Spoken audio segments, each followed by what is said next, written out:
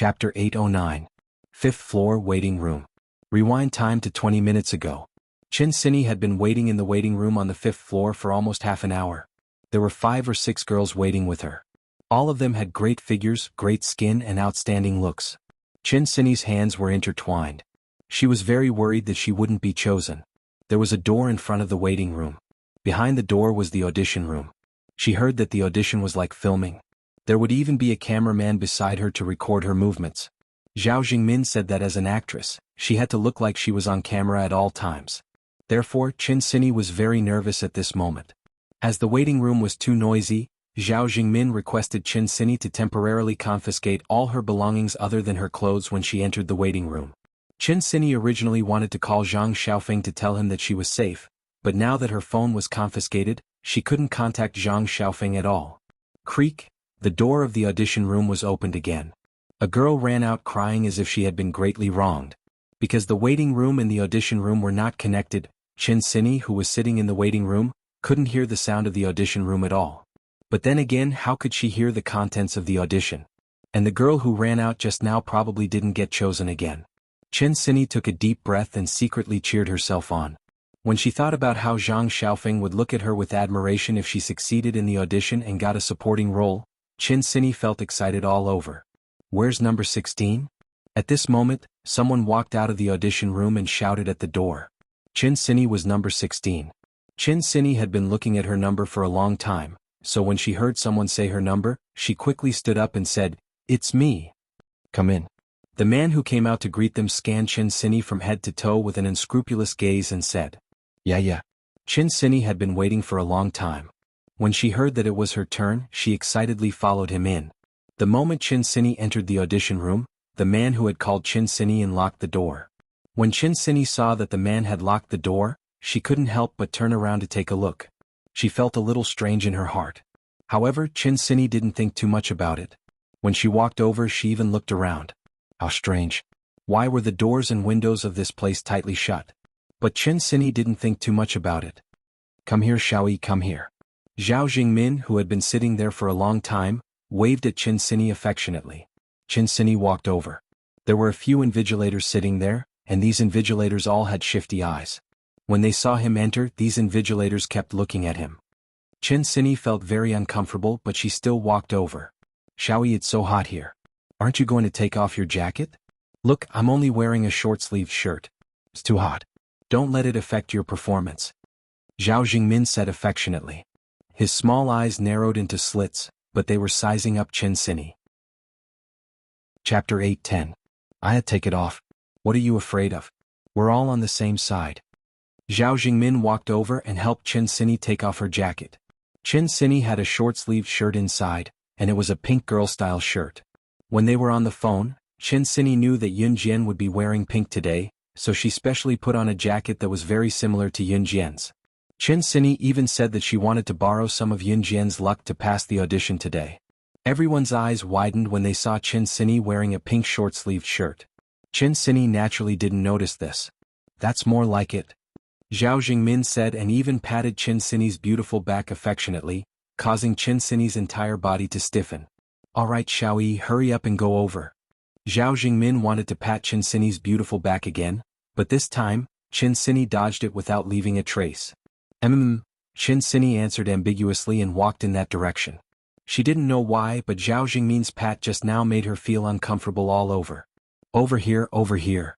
One of the invigilators who was sitting in his seat waved his hand at Chin Sini evilly. Chin Sini gritted her teeth and suppressed the disgust in her heart. In the end, she still walked over. You may begin, one of the invigilators, who was bald and shifty-eyed, said. This is your male counterpart. His name is Su Song. At this moment, Zhao Jingmin had already walked over and introduced a man who could be considered handsome to Chin Sini. Although this man could be considered handsome, judging from his age, if he wasn't 40, he was at least in his 30s. Hello. Chin Sini greeted him very politely. This man also responded. These are your audition lines. There are only 3 short lines, you can remember them without memorizing them. At this moment, Zhao Jingmin handed Chin Sini a piece of paper with the script on it. The rest will depend on your performance on the spot. Zhao Jingmin then reminded her. At this moment, Chin Sini took the script in her hands and stared at it for a while. This this script?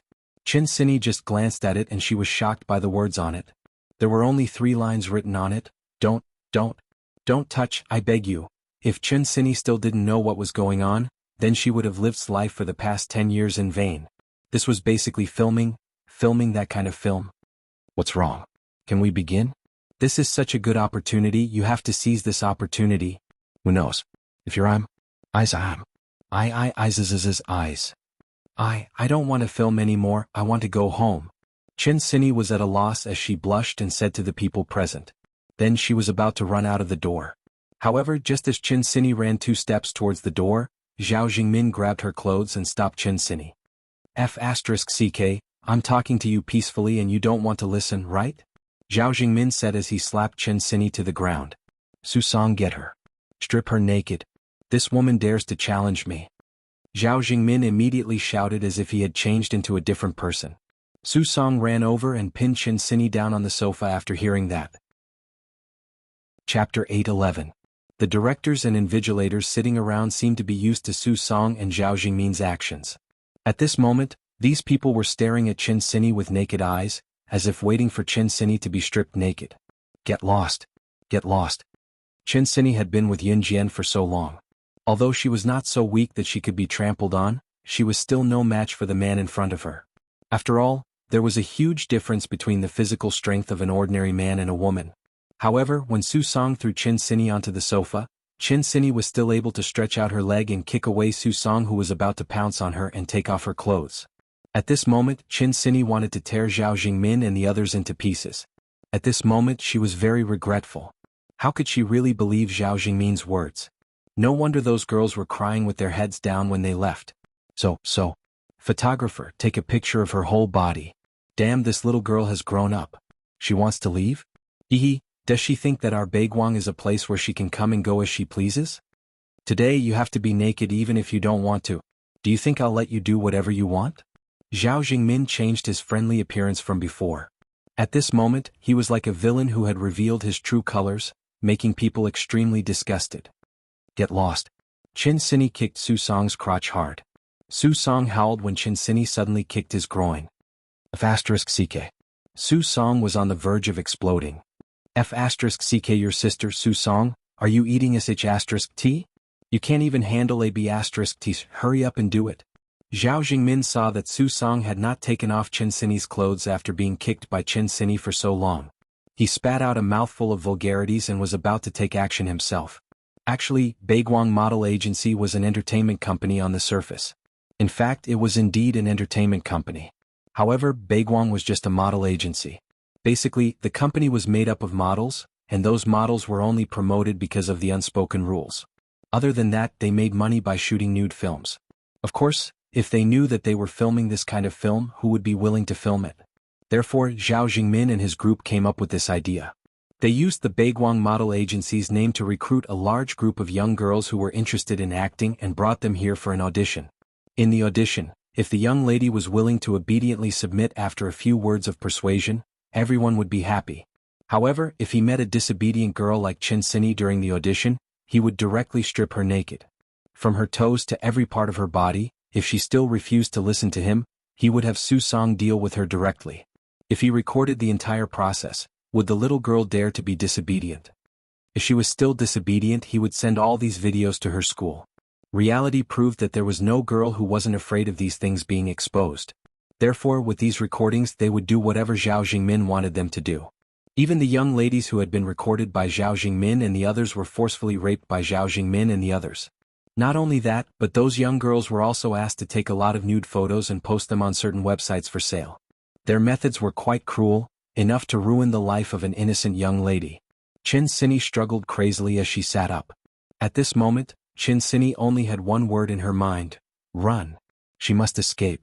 Otherwise she would rather die. Damned woman, run. Still running. Let's see how you can run. Zhao Jingmin grabbed Chin Sini's clothes and gave her another hard slap. Chin Sini was slapped hard. These 2 slaps had already bruised her face. Chapter 8:12. Chin Sini's kick landed squarely on Zhao Jingmin's abdomen, causing him to fall to the ground from the sudden force. Chin Sini ignored the pain on her face as she kicked Zhao Jingmin away and tried to run towards the door. Open the door. As long as she opened the door, the girls outside would hear her. As long as someone ran out, she would be saved. Chin Sini only wanted to run now. She ran with all her might. F***ck. How dare you kick me? UB***ts, I'm going to F***ck you to death today. Zhao Jingmin, who was kicked to the ground by Chin Sini, howled in pain. After standing up, Zhao Jingmin cursed and ran towards Chin Sini with a gloomy face. Chin Sini quickly reached the door with her slender legs. As soon as she reached the door, she reached out her hand and grabbed the door handle. Just as she grabbed the doorknob, she felt someone fiercely pull her clothes and violently drag her back. Zhao Jingmin's strength was very rough. He dragged Chin Sini all the way and threw Chin Sini onto the sofa. Ah! Chin Sini punched and kicked Zhao Jingmin crazily again. UB***ts, I'm going to F***ck you to death right now. Zhao Jingmin said as he unbuckled his belt and walked towards Chin Sini. F***ck off. F***ck off. I'm going to kill you. Chin Sini wished that she had Yun Jian's strength. That way she wouldn't be so helpless. At this moment, Chin Sini's eyes were filled with despair. She now regretted coming here with Zhao Jingmin and even handing over her phone. She knew that Yun Jian was still having dinner at the hotel, so she definitely didn't know that she would encounter such a thing. Chin Sini bit her lips hard at the thought of this, causing her to bleed, but she did not let her tears fall. Chin Sini was prepared to die when she saw Zhao Jingmin unbuckling his belt and walking towards her. She saw a vase not far from her. UB***ts, I'm going to F***ck you. Zhao Jingmin said as he pounced on Chin Sini. At this moment, Chin Sini suddenly pounced towards a long table in the distance. What is she doing? One of the invigilators saw this and couldn't help but exclaim. Quick! Stop her. At this moment, Yun Jian and the others had just walked out of the elevator. Si was holding Yun Jian's hand. Zhang Xiaofeng was already used to it, while Zhang Jian was shocked and silent. He was wondering what kind of man was worthy of Yun's. Wasn't he here? Although he didn't know who he was, he could still feel his. It was enough to make everyone around him tremble. If one were to ask how Si could find Yun Jian, it was because Yun Jian had her phone with her at all times. As long as one knew the program, it wasn't difficult to track Yun Jian's phone. The Inhun organization was full of talents. How could they not find out such a small thing? Moreover, Yun Jian didn't install an anti-intrusion system, so Si could easily find out her location. This is the 5th floor. It feels so quiet and empty. Master, where is Sini? Zhang Xiaofeng was anxious as soon as he stepped out of the elevator. Turn left at the end and you'll reach the waiting room, Yun Jian said. Then Yun Jian and the others ran in that direction. The Baiguang Model Agency's building was indeed huge. The 5th floor was a photography studio for models to shoot advertisements, so it took up a lot of space. At the same time, every room was soundproof and there was no one in the corridor, so it felt very quiet. Chapter 8:13. Yun Jian and the rest didn't waste any time. Everyone knew that the faster they ran, the safer Chin Sini would be. When they went around the blind spot, they saw a mysterious door that was half open. There was a guard standing next to the door. The guard looked around from time to time. When he saw Yun Jian and the rest, he obviously trembled violently, as if he had been caught red-handed. Damn it! There must be a ghost. Zhang Xiaofeng growled and quickly ran forward with Yun Jian and the rest. Stop. This is the audition venue. Unauthorized personnel are not allowed to enter. The guard standing guard at the door like a thief stopped Yun Jian and the rest when he saw them running towards him. Baiguang Model Agency had its own rules. Some places were off-limits to staff members, while others were off-limits to outsiders. However, just by looking at the eyes of the gatekeeper who was guarding the door and not letting anyone in, it could be seen that the gatekeeper didn't want anyone to enter. Otherwise, it was just an audition venue. There wouldn't be guards standing guard at the door.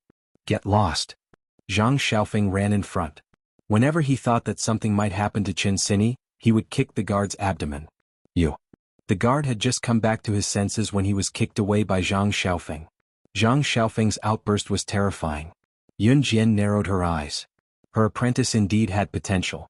The gatekeeper who was sent flying by Zhang Xiaofeng's kick almost spat out a mouthful of blood.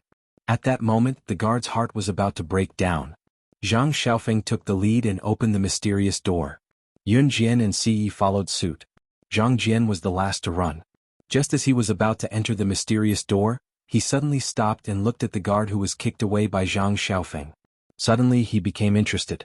Then Zhang Jian's fat body slammed onto the guard's body. Zhang Jian cursed, I'll crush you to death, I'll crush you to death. Hey, take this. As soon as he finished speaking, Zhang Jian's butt slammed into the guard's abdomen. Before the gatekeeper could even react from the pain of being kicked away, Zhang Jian's fat body, which weighed at least 160 to 17 kilograms, landed on top of him in the next second. At that moment, the guard fainted on the spot.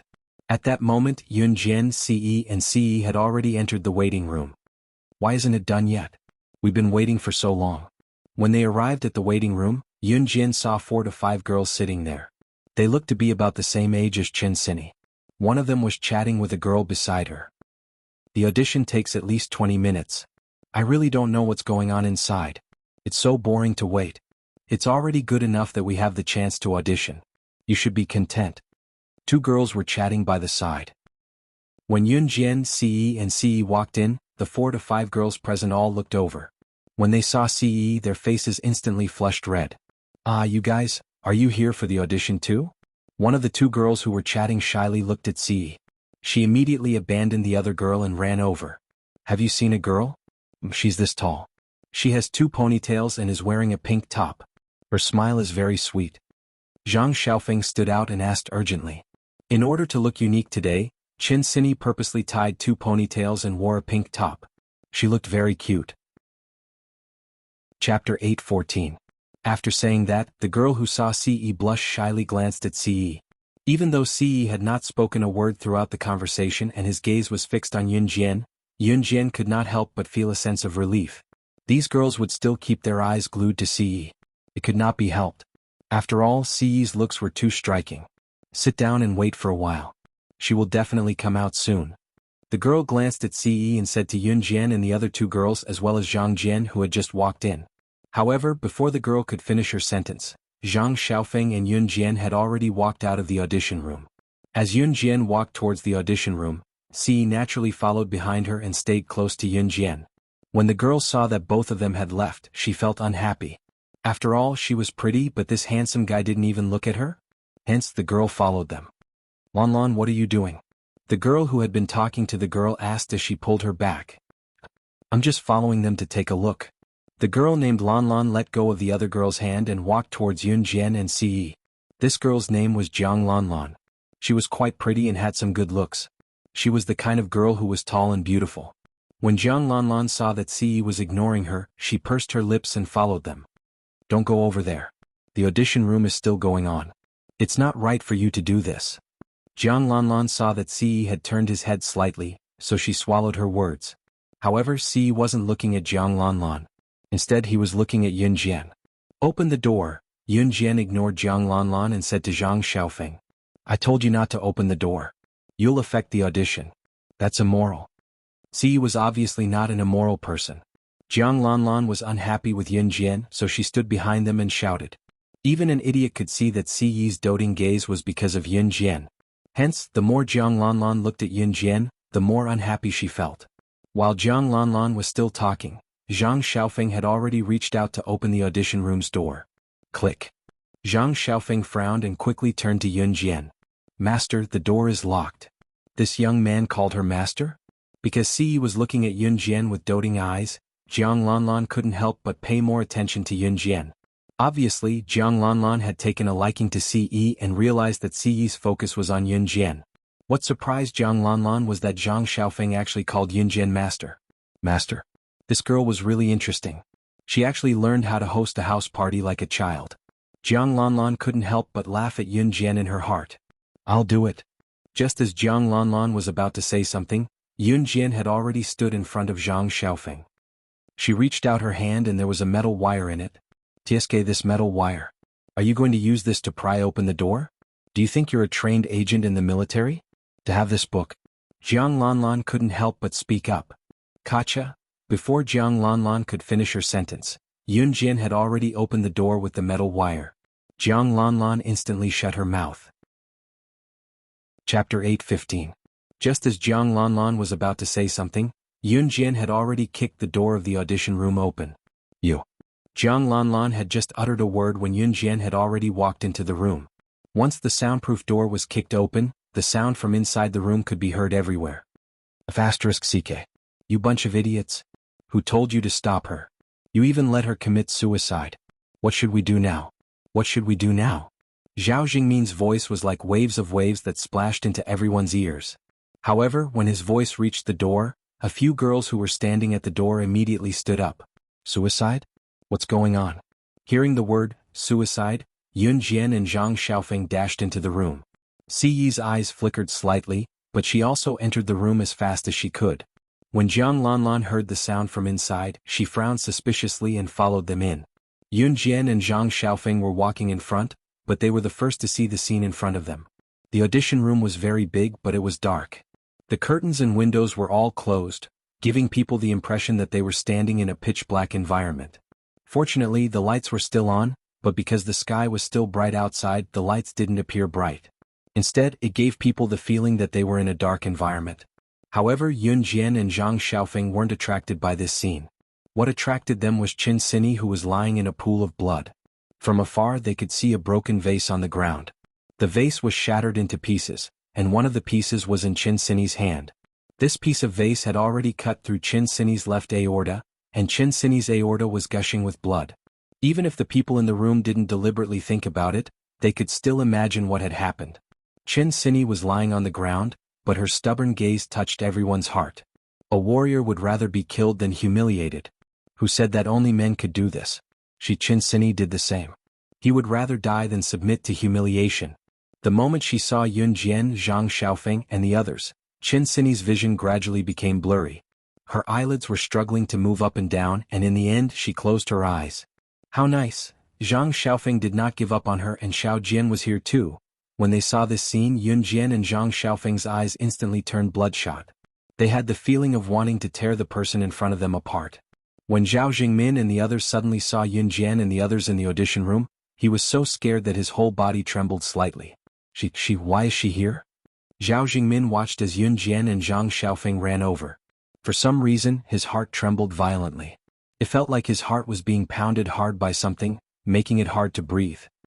In spite of it, Yun Jian and Zhang Xiaofeng ignored Zhao Jingmin and the others, bypassing them and going straight for Qin Sini. It was fortunate that Qin Sini had just cut her aorta. There was still time for Yun Jian and Zhang Xiaofeng to make it. Hiss, hiss. Yun Jian ran to the curtain and pulled it open immediately, tearing off 2 long pieces of cloth. Don't touch her yet, I'll do it. Yun Jian said as she ran over and lifted Qin Sini's wrist gently, pressing one of the pieces of cloth on Qin Sini's wrist where it was bleeding. Then Yun Jian used the other piece of curtain cloth as a rope and tied it near Qin Sini's heart joint. Chapter 8:16. Carry her, I'll send you to the hospital, Si said to Zhang Xiaofeng briefly. Keep an eye on the wound on her wrist. As long as it doesn't bleed, it won't be too late to send her to the hospital. Don't be afraid, Yun Jian said.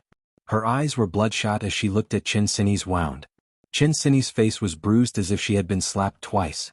Apart from that, Qin Sini's pink girlish jacket was also slightly wrinkled. It seemed like she had put up a huge struggle just to avoid being humiliated. Let me carry her, I'm strong. Zhang Jian saw this and hurried over. With the help of Zhang Xiaofeng and Yun Jian, he carried Qin Sini's thin and weak body on his back. Then Si led Zhang Jian downstairs with Zhang Xiaofeng. Yun Jian didn't follow them to the hospital. She knew that Qin Sini would be fine. She had just bandaged Qin Sini's wound. As long as she sent her to the hospital in time, she would be fine.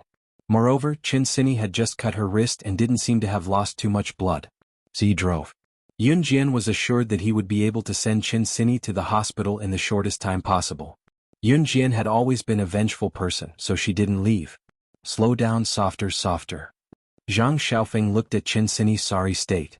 On his handsome face, his dark eyes were covered by a layer of haze. Qin Sini had played with him since they were young. To Zhang Xiaofeng, although Qin Sini was his cousin, they were as close as real siblings. At this moment, Zhang Xiaofeng was worried about Qin Sini's injury and couldn't care less about revenge. Watching Zhang Jian carry Qin Sini out while Zhang Xiaofeng guarded them from the side while Si got down to drive the car, the 3 of them disappeared from the place. Yun Jian was squatting on the ground, but now she slowly stood up. The girls who were waiting in the waiting room saw Zhang Jian carrying Qin Sini out of the audition room with her clothes stained with blood. They were terrified and bewildered. But because of their bewilderment, they ran into the audition room. What was going on? Why did the girl who went in just now leave with blood all over her body? When the girl who was with Jiang Lanlan saw that Jiang Lanlan had followed her into the audition room, She frowned and walked over suspiciously. Lanlan, what's going on? Why did that girl leave with blood all over her body? She looked so scary. The girl shuddered and walked towards Jiang Lanlan. I don't know. Jiang Lanlan shuddered and swallowed her saliva. Looking at the horrifying scene, Jiang Lanlan could not care less that Ce, whom she had a good impression of at first sight, had left. This was the first time the girls saw someone covered in blood. Usually, they would be scared to death even if they were slightly injured. But when they saw Chen Xinyi leave with blood all over her body, they shuddered in fear. At this moment, Yun Jian was standing beside the curtain with her back facing Zhao Jingmin and the girls. At this moment, she slowly turned her head around, and the cruel killing intent on her face was on the verge of erupting. Everyone saw that her eyes were covered with blood vessels. Her eyes turned from black to slightly red. Everyone present couldn't help but shiver when they saw this. Chapter 8:17. Zhao Jingmin's whole body was trembling. He didn't know why, but Yun Jian gave him a different feeling than before. When he met Yun Jian in the bridal shop, Zhao Jingmin's eyes lit up. Because at that time, Yun Jian really looked like an ordinary beautiful girl, so youthful and full of vitality. She really looked like a female student in school, giving people an indescribable and suffocating sense of beauty. That was why Zhao Jingmin kept pestering Yun Jian. Because to Zhao Jingmin, whether it was him or his company, they really needed a pure and beautiful girl like Yun Jian. Moreover, there were so many girls auditioning today. In fact, Zhao Jingmin only wanted to choose the purest one to be the female lead of the new movie. The new movie this time was called Pure and Innocent Schoolgirl.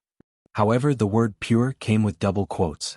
That's right, Zhao Jingmin and his group specialized in abducting young girls to shoot nude films and AV.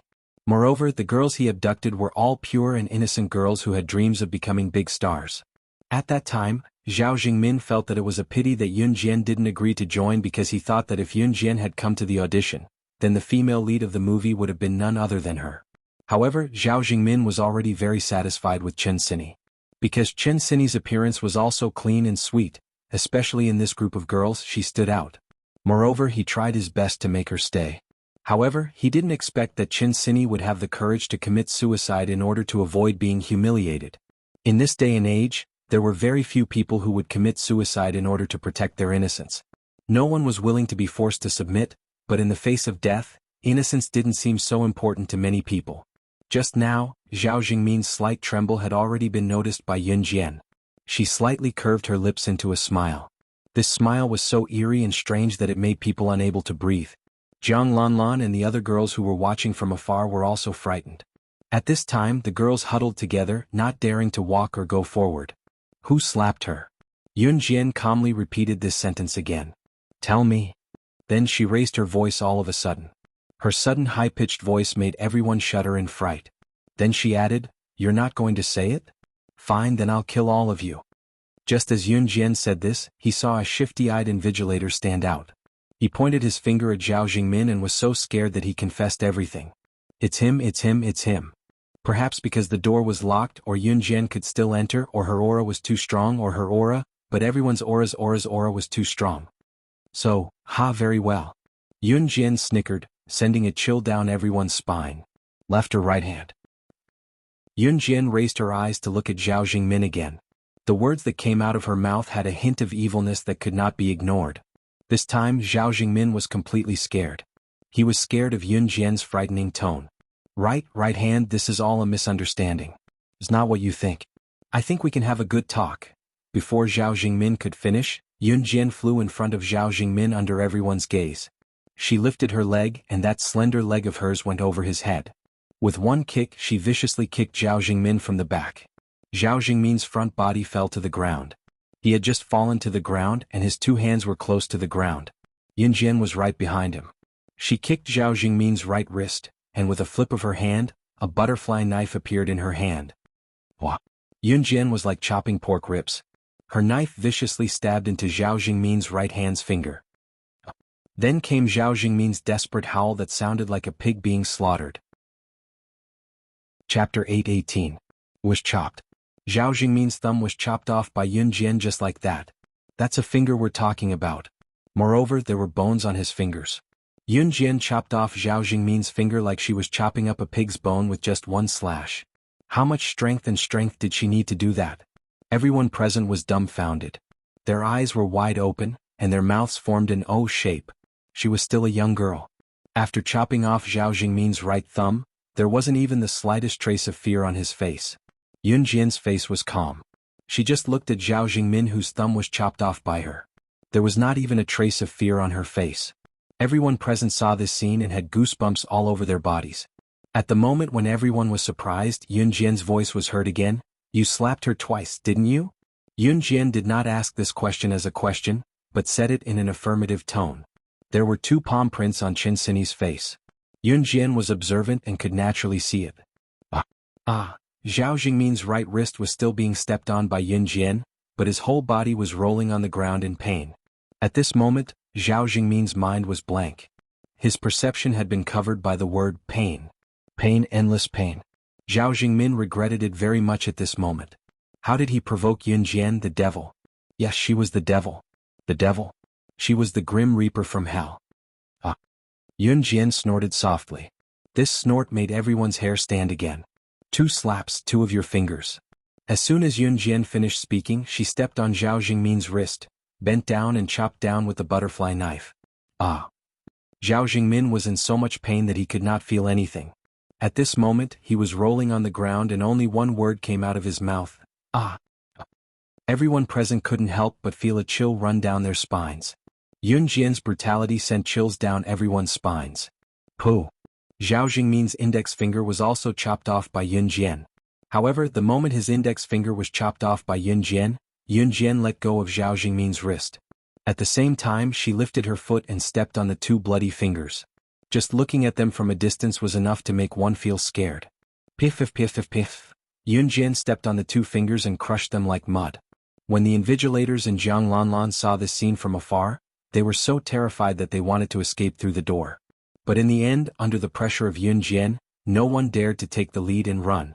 He was afraid that he would become the next Zhao Jingmin. At this time, Zhao Jingmin had already fainted from the pain. Do you guys want to taste death too? Yun Jian waved the 2 butterfly knives. She turned around and walked towards the invigilators and the director. No, no, no, it has nothing to do with us. No, please, we won't dare to do it again. These invigilators and directors were so scared that their bodies were trembling. At this moment, all of them were trembling uncontrollably. Jiang Lanlan was dumbfounded. She didn't expect Yun Jian to be so cruel. How could a good girl like Jiang Lanlan have seen such a bloody scene? She was even secretly glad that she didn't provoke Yun Jian. Chapter 8:19. Retracting her evil smile, Yun Jian turned around and walked towards the group of examiners. Wow, don't come over. The group of examiners had long been scared half to death. They had all seen how Yun Jian dealt with Zhao Jingmin just now. So cruel. And this little girl's skills were so powerful. Not only were her skills good, but her methods were also extremely cruel. The people present were all ordinary people, and they had never seen such terrifying skills before. Thus, at this moment, they were all scared witless. At this moment, the group of examiners wished they could tear Zhao Jingmin to shreds. Where did Zhao Jingmin, this guy, bring such a terrifying person? She was going to get them all killed. How could Yun Jian listen to the examiner's words? She smiled maliciously, and just as she took 2 steps towards the examiners, a person suddenly walked in through the door. Young madam. Looking at Yun Jian, Mo Sen respectfully called out. Young madam? Even the examiners who were still nervous and scared, as well as Jiang Lanlan and the others who were about to faint from the terrifying visual impact, were all shocked and bewildered. There was actually such a title in this day and age. Young madam? But the people present didn't think much of it. Yun Jian looked up at Mo Sen, and she knew that he must have been sent by Ce. Yun Jian lightly pursed her lips and then her eyebrows lightly raised. Mo Sen had already turned his gaze towards the examiners. Young madam, do you need me to kill them for you? Mo Sen said, and a murderous intent surged from his brows. When Ce sent him the message, Mo Sen had just found Adam and Lan Su, who were taking a walk. The moment he saw Ce's message, he immediately rushed here. Oh, Yun Jian frivolously said. The examiners fiercely let out a sigh of relief. Although Yun Jian had just chopped off 2 of Zhao Jingmin's fingers, fortunately, only Zhao Jingmin and Su Song had attacked Qin Sini. If Yun Jian still refused to stop, they would sell Su Song out and protect themselves. Moreover, murder was illegal. Yun Jian naturally couldn't kill them. What the invigilators were afraid of was that this was an enclosed space. Yun Jian was so powerful that no one could run out to call the police. Under such circumstances, if Yun Jian wanted to kill them, it would be no different from crushing an ant. This matter is our fault. We didn't know that she was your friend. We promised to delete all the recordings of your friend. We hope that you can forgive us. The thievish-looking invigilator stood up and said. He thought that Yun Jian had already forgiven them. But who knew that Yun Jian didn't pay any attention to the invigilator's words at all? She turned her head sideways, showing her delicate and beautiful little face to the few of them. Emo-sun, chop off everyone's genitals here and feed them to the dogs. Yun Jian's words were simply murderous. In an instant, the faces of the invigilators turned pale. Yes. It was also at this moment that Emo-sun answered and stepped forward. At this moment, Emo-sun was already holding a small knife in his hand. Always remember the young master's instructions. Whatever Yun Jian said was the young master's order. Emo-sun walked towards the group of invigilators. Seeing this, Yun Jian also walked towards the door. Just as she walked to the door before she walked out, Yun Jian turned her head and glanced at Jiang Lanlan and the others. Still not leaving? Are you waiting for death? Chapter 820. After Jiang Lanlan and the rest fled, Yun Jian stepped out of the audition room as well. Just as she stepped out of the audition room, Yun Jian heard the screams that sounded like pigs being slaughtered in the slaughterhouse. The people in the room had ruined the lives of countless innocent girls. It was not enough even if they died 1,000 times. The reason Yun Jian was so cruel to them was because she saw them. She was reminded of Qin Sini, who was covered in blood. If she had not made it here in time, what would have happened to Qin Sini now? Yun Jian had already regarded Qin Sini as her most important friend apart from Lu Fian in her life, so she would not allow anything to happen to her. Once she recalled how pathetic Qin Sini looked when she was brought out, Yun Jian had the urge to kill everyone in the room. However, they would feel worse than death if she crippled them. She would let them experience what it felt like to wish they were dead if they offended someone Yun Jian cared about. Just as she stepped out of the audition room, Yun Jian turned her head slightly and left a sentence that plunged everyone in the room into hell. Baiguang Model Agency will become a thing of the past because of you. Yun Jian left right after that. Just as she stepped out of Baiguang Model Agency, Yun Jian called a luring demon who was overseas. Demoness was the chairman of the company that she had founded in her previous life. Even in the entire world, Demoness had absolute authority. Yun Jian only spoke briefly after she called a luring demon, Country Z's Longmen City's Baiguang Model Agency. I don't want to see it in Longmen City tomorrow. Hearing Yun Jian's words, a luring demon teased, "Who's so daring to offend our big boss?" Ah. As she spoke, she agreed to Yun Jian's request. Yun Jian hung up after a short conversation with a luring demon. A luring demon was a very capable person. When Yun Jian first founded the company, she had started from scratch. From the initial startup company to the current existence of the top global multinational company, Demoness was undoubtedly a very shrewd businesswoman. After hanging up the call with the witch, Yun Jian called the police station and directly reported Zhao Jingmin and the others' evil deeds. The police station that received the report immediately sent someone to investigate. In the end, Zhao Jingmin and his group were all captured and thrown into prison. The group of police officers who made the arrest were shocked for a while. How could this group of despicable people who forced girls to film obscenities all have their manhood chopped off? One of them even had 2 fingers chopped off. Did he offend someone? The person they had offended had arrived at the entrance of Longmen City's largest people's hospital. Longmen City People's Hospital. As soon as Yun Jian walked in, she walked to the front desk of the hospital. Before the man reached the front desk, Yun Jian heard the voices of the female nurses standing at the front desk discussing the situation. Did you see that? A girl just committed suicide and was sent to the hospital. Suicide? Oh my God, girls nowadays don't know how to love themselves. Isn't that so? She's so young and she's learning how to commit suicide. I think it's another girl who was hurt by love. Kids nowadays are really open-minded. The nurses could not help chatting about what they had seen just now as they stood together. Just as they spoke, a voice came from behind them. Where's the girl you're talking about now? The nurses were startled by the voice. One of them even yelled, "Oh my God." Chapter 821. As she spoke, the nurse appeared to be afraid. What had the nurses and doctors in the hospital not seen before? The nurses in front of her looked quite young. They were probably inexperienced, which was why they looked a little flustered. Yun Jian turned around and ran towards the emergency room after hearing the nurse's words. After taking 2 steps, she stopped and turned around to look at the group of nurses. She didn't commit suicide because she was hurt by love. Don't gossip behind people's backs. After Yun Jian finished speaking, she turned around and ran towards the emergency room, ignoring the nurses' reactions. The nurses who stood there were stunned for a few seconds. One of them even spat out, "What are you talking about? Is she crazy? Who knows? Forget it, forget it. Don't talk about it. Hurry up and get to work." Another nurse added. Yun Jian had already arrived at the emergency room's entrance. Just as she ran into the emergency room, she saw Zhang Xiaofeng and Zhang Jian sitting at the entrance. Siyi was standing beside the emergency room's bench.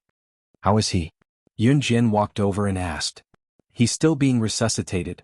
Zhang Xiaofeng covered his forehead with his hand and said in a muffled voice. Even though she couldn't see Zhang Xiaofeng's expression, she could tell that Zhang Xiaofeng's expression was definitely one of misery. "He'll be fine," Yun Jian walked over and said softly. There were 3 rows of benches beside the emergency room. Zhang Xiaofeng and Zhang Jian each sat on one, leaving one empty seat. Siyi pulled Yun Jian and discreetly made Yun Jian sit down. He himself was standing. 2 hours later, the emergency room's lights finally went off. When the doctor opened the door and came out, Zhang Xiaofeng's heart almost stopped. "Doctor, how is it?" Zhang Xiaofeng was the first to stand up and walk over.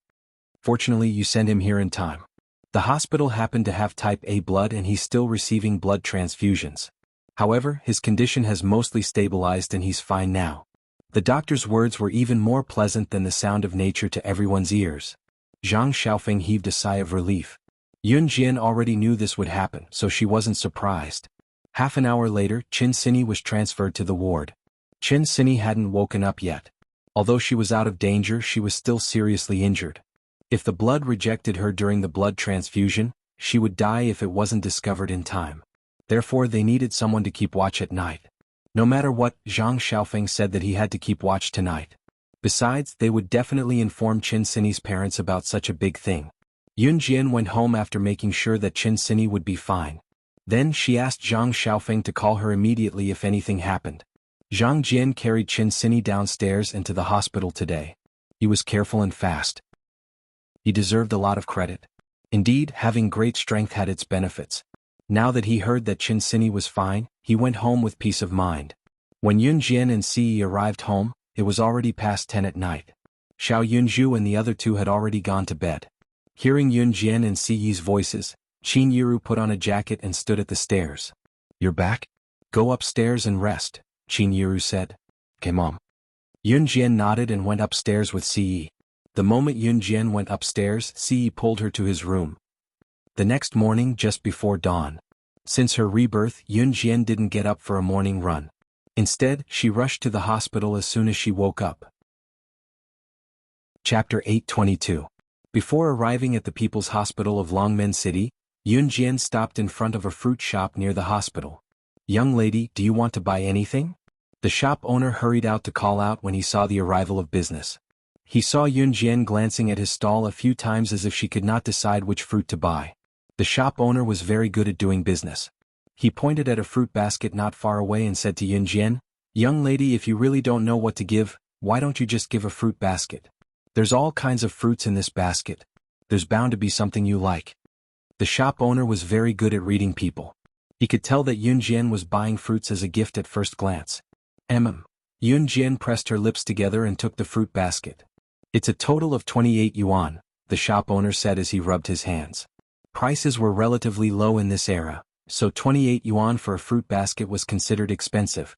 Before Yun Jian could take out the money, Siyi had already taken out a bank card from her pants pocket and passed it to the shop owner. "By card." The shop owner was dumbfounded by the bank card Siyi gave him. The shop owner reacted quickly and forced a smile. "Young man, we don't accept cards in our shop. Do you have cash?" The shop owner's tone was a little awkward. "I do." Yun Jian glanced at the shop owner with a smile and took out a 100 yuan note from her pants pocket as she spoke. "Here." Yun Jian passed it to the shop owner. The shop owner felt like he was about to faint when he saw the 100 yuan note. It was such a huge amount of money. Did he not have enough loose change in his shop? "Hold on, I'll go to the shop opposite to give you the change," the shop owner said and was about to go to the shop opposite to see if he could get some loose change. "No need," Yun Jian said. The shop owner was dumbfounded by Yun Jian's reply. She had loose change? This was the shop owner's first thought. There's no need to look for it, Yun Jian said in the next second. With that, she walked towards the hospital with Ce. This caused the shop owner to be dumbfounded. The remaining money could be used to buy 3 or 4 blue fruits. They didn't want it anymore. These two young lovers were really rich. The shop owner was very surprised, but he still shook his head helplessly. Suddenly, he couldn't help but feel that he had made a big deal today. Yun Jian was in a hurry to go to the hospital to see Qin Sini, so she took big strides.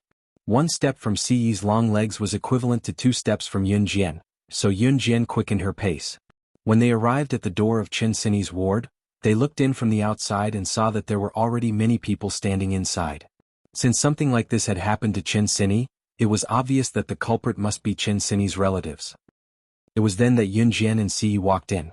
Just as Yun Jian stepped through the door, she saw Qin Sini, who had already woken up, being fed chicken soup by a slim and young-looking woman. Qin Sini looked a little weak, but she had recovered a lot of energy. When she saw Yun Jian walk in, Qin Sini called out quickly, "Jian Jian, you're here." Her voice was soft, but Yun Jian heard her loud and clear. "Emma." Yun Jian nodded and entered the room under everyone's watchful eyes. "Mom, this is my friend. She saved me yesterday," Qin Sini told the young-looking woman who was feeding her chicken soup. Chapter 823. This young-looking woman was actually in her 40s. Because she took good care of herself, she looked very young. This young woman was called Wuxia, Qin Sini's mother. She was beautiful, and her appearance was also outstanding. Of course, because she was old, her appearance would definitely deteriorate. "Did you save Xiaoyi?"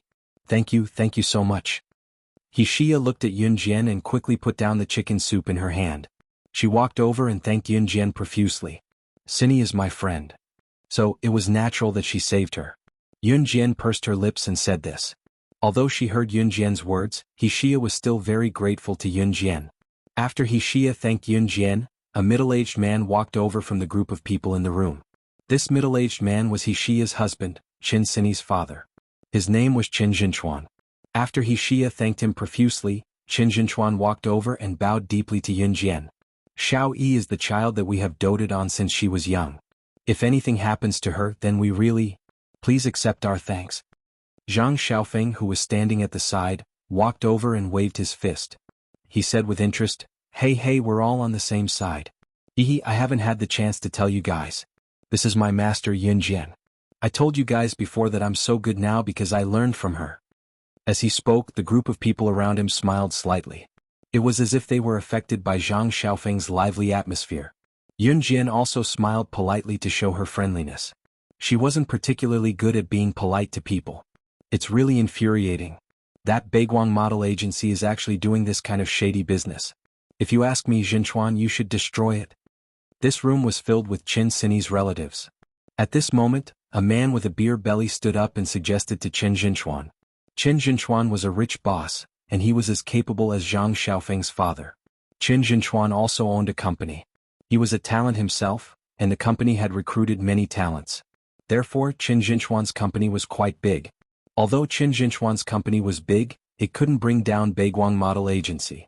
This was because Beiguang Model Agency was not something that could be destroyed by ordinary people.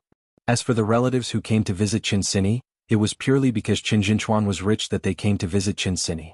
If it weren't for the fact that Qin Jinchuan's family owned a large company, how could these relatives all come to visit Qin Sini on the morning of her accident? He reckoned that all of them had already run far away. Just as the man with the beer belly finished speaking, another man who looked more experienced rushed to flatter Qin Jinchuan. "Don't spout nonsense. When I was reading the newspaper this morning, I saw that Beiguang Model Agency was banned for some reason.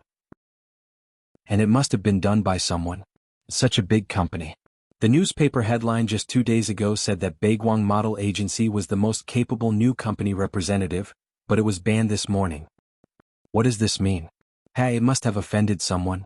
As the experienced man spoke, he changed the topic to Qin Jinchuan.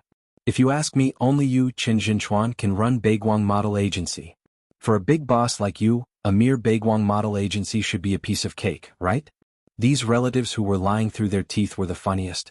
Qin Jinchuan hadn't said anything yet, but they were already talking about countless topics. Beiguang Model Agency was banned? Master, did you do it?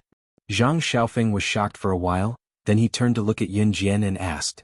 Zhang Xiaofeng's voice stunned the two people who were flattering Qin Jinchuan. No matter what kind of background Baiguang Model Agency had, what was the use of Baiguang Model Agency if a company under Baiguang Model Agency couldn't even be banned? Everyone present was stunned when they heard Yun Jian's words. What? Baiguang Model Agency was really banned by Yun Jian? Was there a mistake? She was just a child. Chapter 825. Even Qin Jinchuan was dumbfounded, confused by Yun Jian's words. It was not that Qin Jinchuan looked down on Yun Jian, but what kind of existence was Baiguang Model Agency? At least in Longmen City, Baiguang Model Agency was considered a big name. It was even close to breaking out of Longmen City and becoming the top entertainment company in the country. In other words, a large company like Baiguang Model Agency would one day become the top entertainment company in Country Z. Since it had been established for a long time, it had nurtured countless famous models and artists until now. It had a bright future ahead of it. Qin Jinchuan's company might still be on par with Baiguang Model Agency, but it was impossible for Qin Jinchuan to shut Baiguang Model Agency out. That was why Qin Jinchuan was so shocked. Yun Jian said that she was the one who shut down Baiguang Model Agency. Who was she? What force would shut down Baiguang Model Agency? The man with the beer belly and the more experienced man were completely dumbfounded. After the initial shock, however, distrust was written all over their faces. Come on, young lady. I understand that you want to take credit, but Baiguang Model Agency isn't something you can shut down just because you say so. We have to look at the actual situation. You can't just spout nonsense like that. The man with the beer belly added. He thought that Yun Jian was eager to show off in front of Qin Jinchuan and that Yun Jian wanted to take credit in front of the latter like he did. Yun Jian understood what he meant, but Yun Jian only smiled faintly and did not bother to explain herself. Take credit for what? Are you crazy? Does my master need to take credit? Zhang Xiaofeng could not hold himself back and shouted. That's right, my Jin Jian doesn't need it. Qin Sini was lying on the bed. If she was not held down by He Xia, she would have stood up to speak up for Yun Jian. The man with the beer belly fell silent after Zhang Xiaofeng and Qin Sini scolded him. Zhang Xiaofeng and Qin Sini's parents owned big companies while the man with the beer belly was just a poor worker. Once they heard that Qin Sini was in trouble, they came to visit her immediately to leave a good impression on Qin Jinchuan. The man with the beer belly dared not refute Zhang Xiaofeng and Qin Sini's words. Be it Zhang Xiaofeng or Qin Sini's father, they were both directors of a collective company. This beer-bellied man and his group of people flattered them. Wasn't it because they wanted them to remember their family ties and become rich with them? Zhang Xiaofeng, Sini, that's enough. Qin Jinchuan spoke with a frown. Zhang Xiaofeng was the man with the beer belly. Once Qin Jinchuan spoke, everyone else fell silent. Qin Jinchuan smiled at Yun Jian awkwardly and said, no matter what, Xiaoyi was saved because of you. The doctor said that her injury isn't serious and she can be discharged next Saturday morning. To express my gratitude, I'll invite you to our house for dinner next Saturday. Otherwise I'd really feel bad. Other than Qin Sini and He Xia who knew about it, everyone else was taken aback by Qin Jinchuan's sudden invitation. In spite of it, Yun Jian had saved Qin Sini's life, so it was not strange for Qin Jinchuan to invite her. Jian, come. You must come to my house next Saturday. The doctor said that I have to rest at home for a month after I'm discharged. I'll be bored to death if you don't come. Qin Sini invited with a smile. Chapter 826. Qin Jinchuan grinned when he heard that Yun Jian had agreed to come to his house for dinner next Saturday. He found Yun Jian, his daughter's best friend, rather pleasing to the eye. It's decided then. And this young man? Come along next Saturday as well. The more the merrier, ha. As Qin Jinchuan spoke, he noticed Ce who was standing beside Yun Jian and extended a token invitation as well. Before Ce could say anything, however, Yun Jian had already declined on his behalf. He's busy next Saturday. He probably won't be able to make it. Hearing that Yun Jian had declined on behalf of Ce, Qin Jinchuan added, that's quite a pity. Actually, Qin Jinchuan had only invited Ce because he thought that Ce would be coming with Yun Jian to visit Qin Sini. Out of courtesy, he could not just invite Yun Jian alone.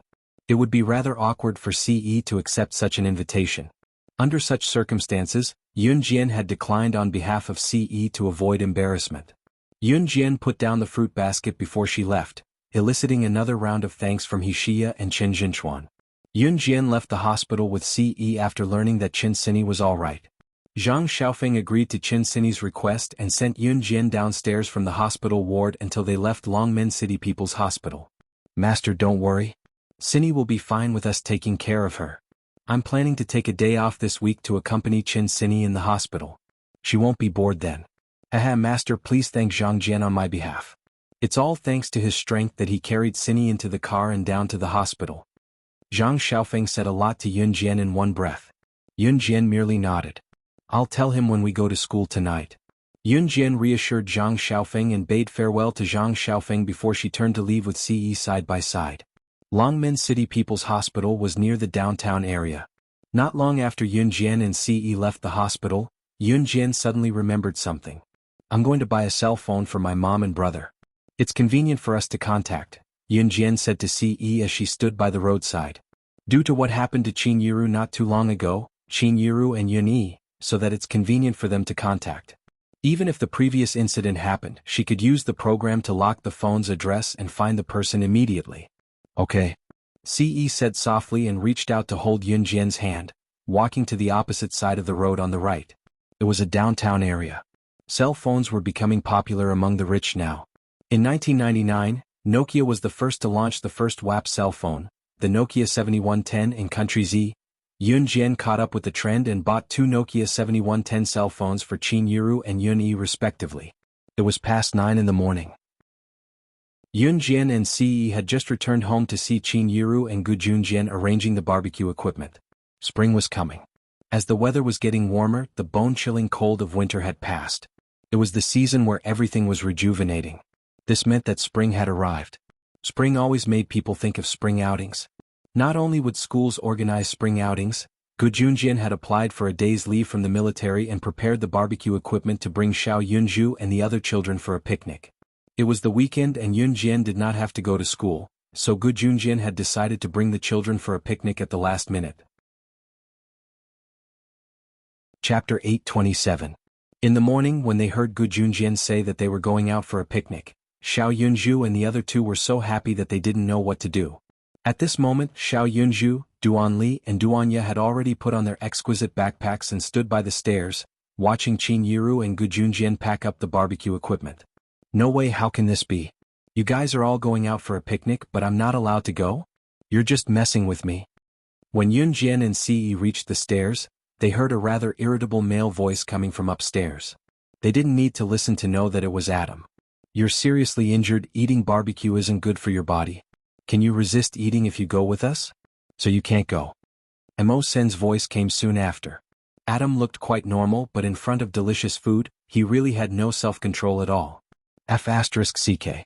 You're clearly leaving me alone at home, aren't you? Mo Sen, you bastard. Adam's voice slowly rose and then he fell back down. It sounded more like he was talking to someone else. Shuang, you talk sense to me. Is there anyone like Mo Sen? Didn't we agree to share blessings and misfortunes together? Shuang seemed to chuckle slightly, his voice carrying a bit of suppressed laughter. Alright, who told you to be injured like this? I think you should just listen to me, haha. Isn't it all because of that girl Lan Su?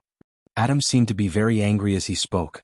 Adam and the other two had just finished talking upstairs when Yun Jian, who was standing downstairs, saw Lan Su, who had just returned from the main entrance, standing at the stairs, preparing to go upstairs. Yun Jian. Lan Su had just returned from outside, and she called out to Yun Jian softly. Yun Jian nodded and smiled slightly. Lan Su naturally heard the conversation between Adam and the other two upstairs. At this moment, Lan Su had gone upstairs before Yun Jian. Yun Jian and Ce walked behind Lan Su leisurely. As soon as they reached the second floor, Adam and the other two who were standing by the stairs on the second floor were slightly stunned. Damn it, damn girl, why didn't you say anything when you came up? Adam was just talking about Lan Su when he suddenly saw Lan Su coming up from downstairs. He cursed. Lan Su cast a sidelong glance at Adam. Then she walked past Adam and the other two, intending to head back to her room. Adam gulped. Just as he thought Lan Su was angry, he heard Lan Su turn to Adam and say, I won't go with you. I'll stay at home with you. This could be considered as a little compensation for Adam. After all, Adam was injured because of him. If he also went to the cookout and left Adam at home, no one would feel good. No, damn girl, you. I didn't mean that. Adam thought that Lan Su was angry. He irritably reached out to touch his head and said, I don't want you to stay at home. Who wants you to accompany me? Just looking at you makes me annoyed. After saying that, Adam turned around and walked away in a hurry. These two are really conflicted. Shuang couldn't help but laugh loudly.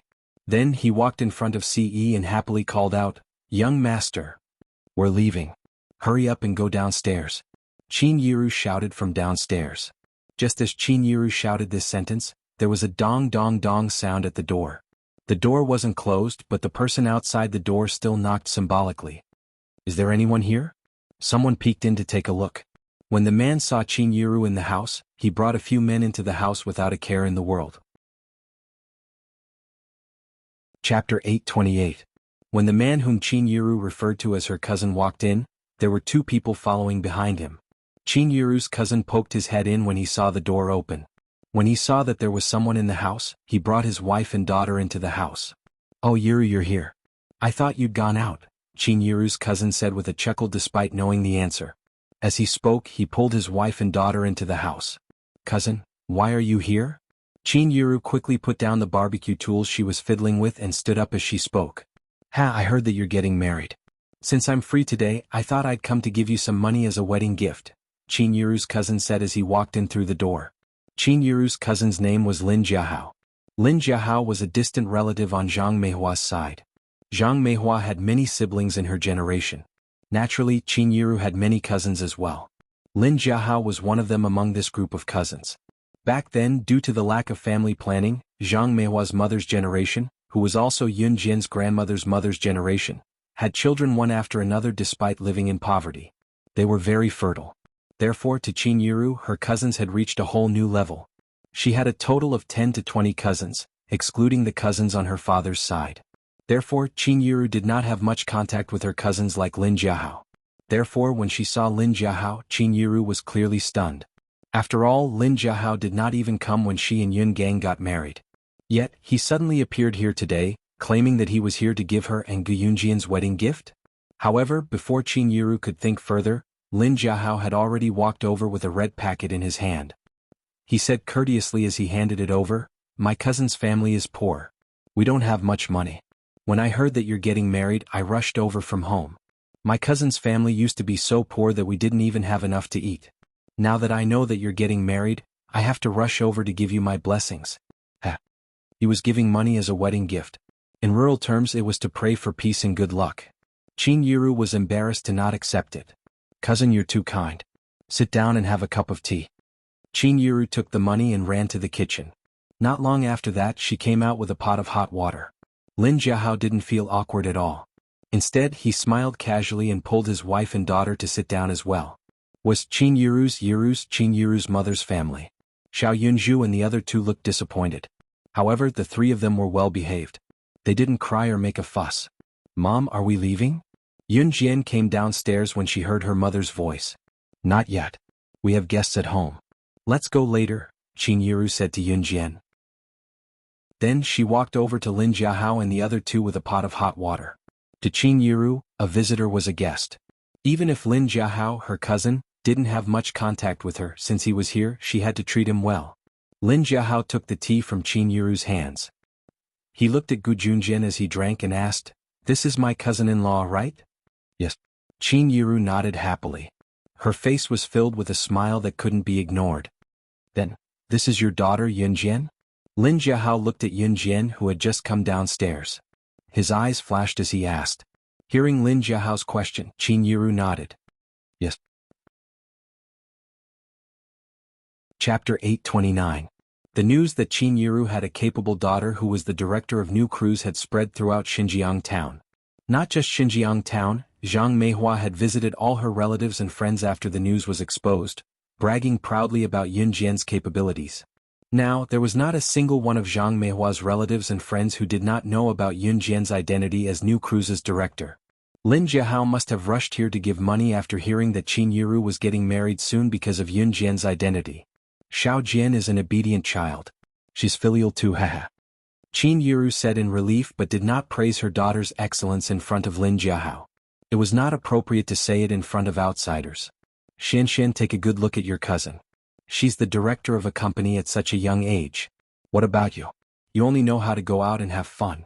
Lin Jiahao couldn't help but say as he poked his daughter's hand. What kind of game is this? Lin Jiahao couldn't help but say. Lin Jiahao's daughter was called Lin Xian. She was not particularly good-looking, probably because she inherited Lin Jiahao's looks. Lin Jiahao's wife, who was the woman sitting beside him with a dark expression, had a decent figure and above-average looks. Lin Jiahao's wife was called Shintalien. She was rather good-looking. At least, there were not many people who looked like her in the countryside. It was just that Shintalien was upset when Lin Jiahao praised Yun Jian and criticized their daughter. Shintalien was unhappy. Her unhappiness was written all over her face. Stretching her hand, she pinched Lin Jiahao's arm harshly. Of course, her gesture did not escape Yun Jian's eyes. Qin Yiru did not see it though. It's good that children like to play. Lively children will be successful in the future. Qin Yiru commented in a friendly manner. Hypocrite. Lin Xian glared at Qin Yiru in disgust when she heard what the latter said before turning away. That temper. Keep it in check. Lin Jiahao slapped Lin Xian at once. He then told Qin Yiru apologetically, My Xian is like that. Don't be mad at her. All children are like that. Qin Yiru chuckled awkwardly. Gu Junjian was currently sitting on the sofa with Qin Yiru. Yun Jian was leaning against the sofa with her arms crossed. Lin Jiahao chatted idly with Qin Yiru for a while more before he asked, Yiru, your daughter's company is doing so well. Why don't we let Xuanxuan's company? She's doing's company. One more person, isn't that right? He Yunjian's Yiru's why he's is. It was not a question but a direct answer. He did not even ask if Qin Yiru and Yun Jian agreed to it. Lin Jiahao made it sound like it was a great honor for him to let his precious daughter follow Yun Jian to new cruise. Chapter 830. Lin Xian was indeed not very good-looking. Shintalien was tall and she was 1.65 meters tall. She was the standard height of a woman and she looked all right. Lin Jiahao, on the other hand, was not very good-looking and he was short. Lin Jiahao was only 1.64 meters tall, and he was even shorter than Shintalien. The couple's genes were intertwined. Logically speaking, Lin Xian should not be short, even if Lin Jiahao was not that tall. But for some reason Lin Xian was only 1.52 meters tall. 1.52 meters. If Lin Xian was pretty, it would not be a big deal. In fact, as long as she was pretty and pleasing to the eye, according to modern standards, as long as she was good-looking, even if she was 1.50 meters tall, people would say that she was cute and adorable. But Lin Xian was short and she was also fat. She was only 1.52 meters tall, but she weighed more than 120 kilograms. On top of that, Lin Xian's nose was flat, and her face was fat. She was not cute at all. Therefore, when Shintalien complimented her daughter Lin Xian, on the other hand, Yun Jian turned around and chuckled unkindly. Despite that, Yun Jian did not make a sound. Of course, if Qin Yiru had praised Lin Xian's looks, Yun Jian would not have found it funny. But when it came from Lin Xian's mother, Shintalien, it felt completely different. It was said that family members did not praise their own family, but Shintalien? She, on the other hand, was praising her own daughter to the heavens. Qin Yiru, who was questioned, was rather embarrassed. After all, to Qin Yiru, new cruise was not hers but Yun Jian's. This was something that Qin Yiru could not agree to Lin Jiahao's request. Moreover, Lin Jiahao and the others had suddenly come. To be honest, Qin Yiru did not like them at all. She had thought that Lin Jiahao and the others were starting to value their family. Today they had come to give her dowry money because of her wedding. But Qin Yiru did not expect this at all. Why did her cousin suddenly come to visit? So this was his motive. Qin Yiru's heart sank. How is it? Yiru, my Xian isn't bad at all. Other than English, she's in the top 5 in all her subjects. She will definitely be a talent in the future. If I let Xian follow your daughter will have picked up a treasure early. When Shintalien saw Qin Yiru pause, she panicked and urged her. When Qin Yiru had married Yun Gang, Lin Jiahao and the others had looked down on Qin Yiru the most. They had thought that Qin Yiru would never amount to anything in this lifetime. Therefore, when Qin Yiru and Yun Gang got married, Lin Jiahao and the others didn't even come to congratulate them, let alone give them money. However, when he heard that Qin Yiru's daughter Yun Jian was the director of New Cruise, Lin Jiahao could not take it anymore. It was only natural that they would be jealous. After all, New Cruise's daily sales were in the tens of millions. All of this belonged to Qin Yiru's daughter, whom they had looked down on back then. I can't make decisions about New Cruise. I'm just cooking at home now, I'm not at work. Qin Yiru smiled awkwardly, her tactful rejection not giving anyone a chance to find a loophole. It was just that when Lin Jiahao heard Qin Yiru say that she could not make decisions, his gaze shifted to Yun Jian. "You're Xiao Jian, aren't you? Haha, my Xian is excellent. Can you let her intern in new crews with you?" Lin Jiahao's attitude was sincere and tactful. It was just that Yun Jian rejected Lin Jiahao's tactful attitude decisively. No. Chapter 831. Lin Jiahao and Shantilian's fawning faces froze in an instant. Tell me, what kind of young lady would reject someone's invitation so straightforwardly? It was undeniable that Lin Jiahao and Shantilian were shocked by Yun Jian's straightforward rejection. But who was Lin Jiahao? He was so thick-skinned that even an atomic bomb could not penetrate his skin. How could he be discouraged by Yun Jian's rejection? Was the money he had given to Qin Yiru for nothing? Since he had given it away, he had to get his money back. Hee, you can't do that now, can you? I know, I understand. Haha, new crews must be doing something now. Reformation, right? They've even changed a bunch of employees. They're selecting talents, right? Lin Jiahao had some understanding of new crews, so what he said had some basis in fact. It's fine if you can't take my Xian in now. She's still young anyway. When she grows up, she'll graduate from a proper university. Hee, it shouldn't be hard for her to become a manager in new crews then, ha. Lin Jiahao indulged in his own self-praise. Yun Jian ignored him. Yun Jian did not want to bother with someone like Lin Jiahao.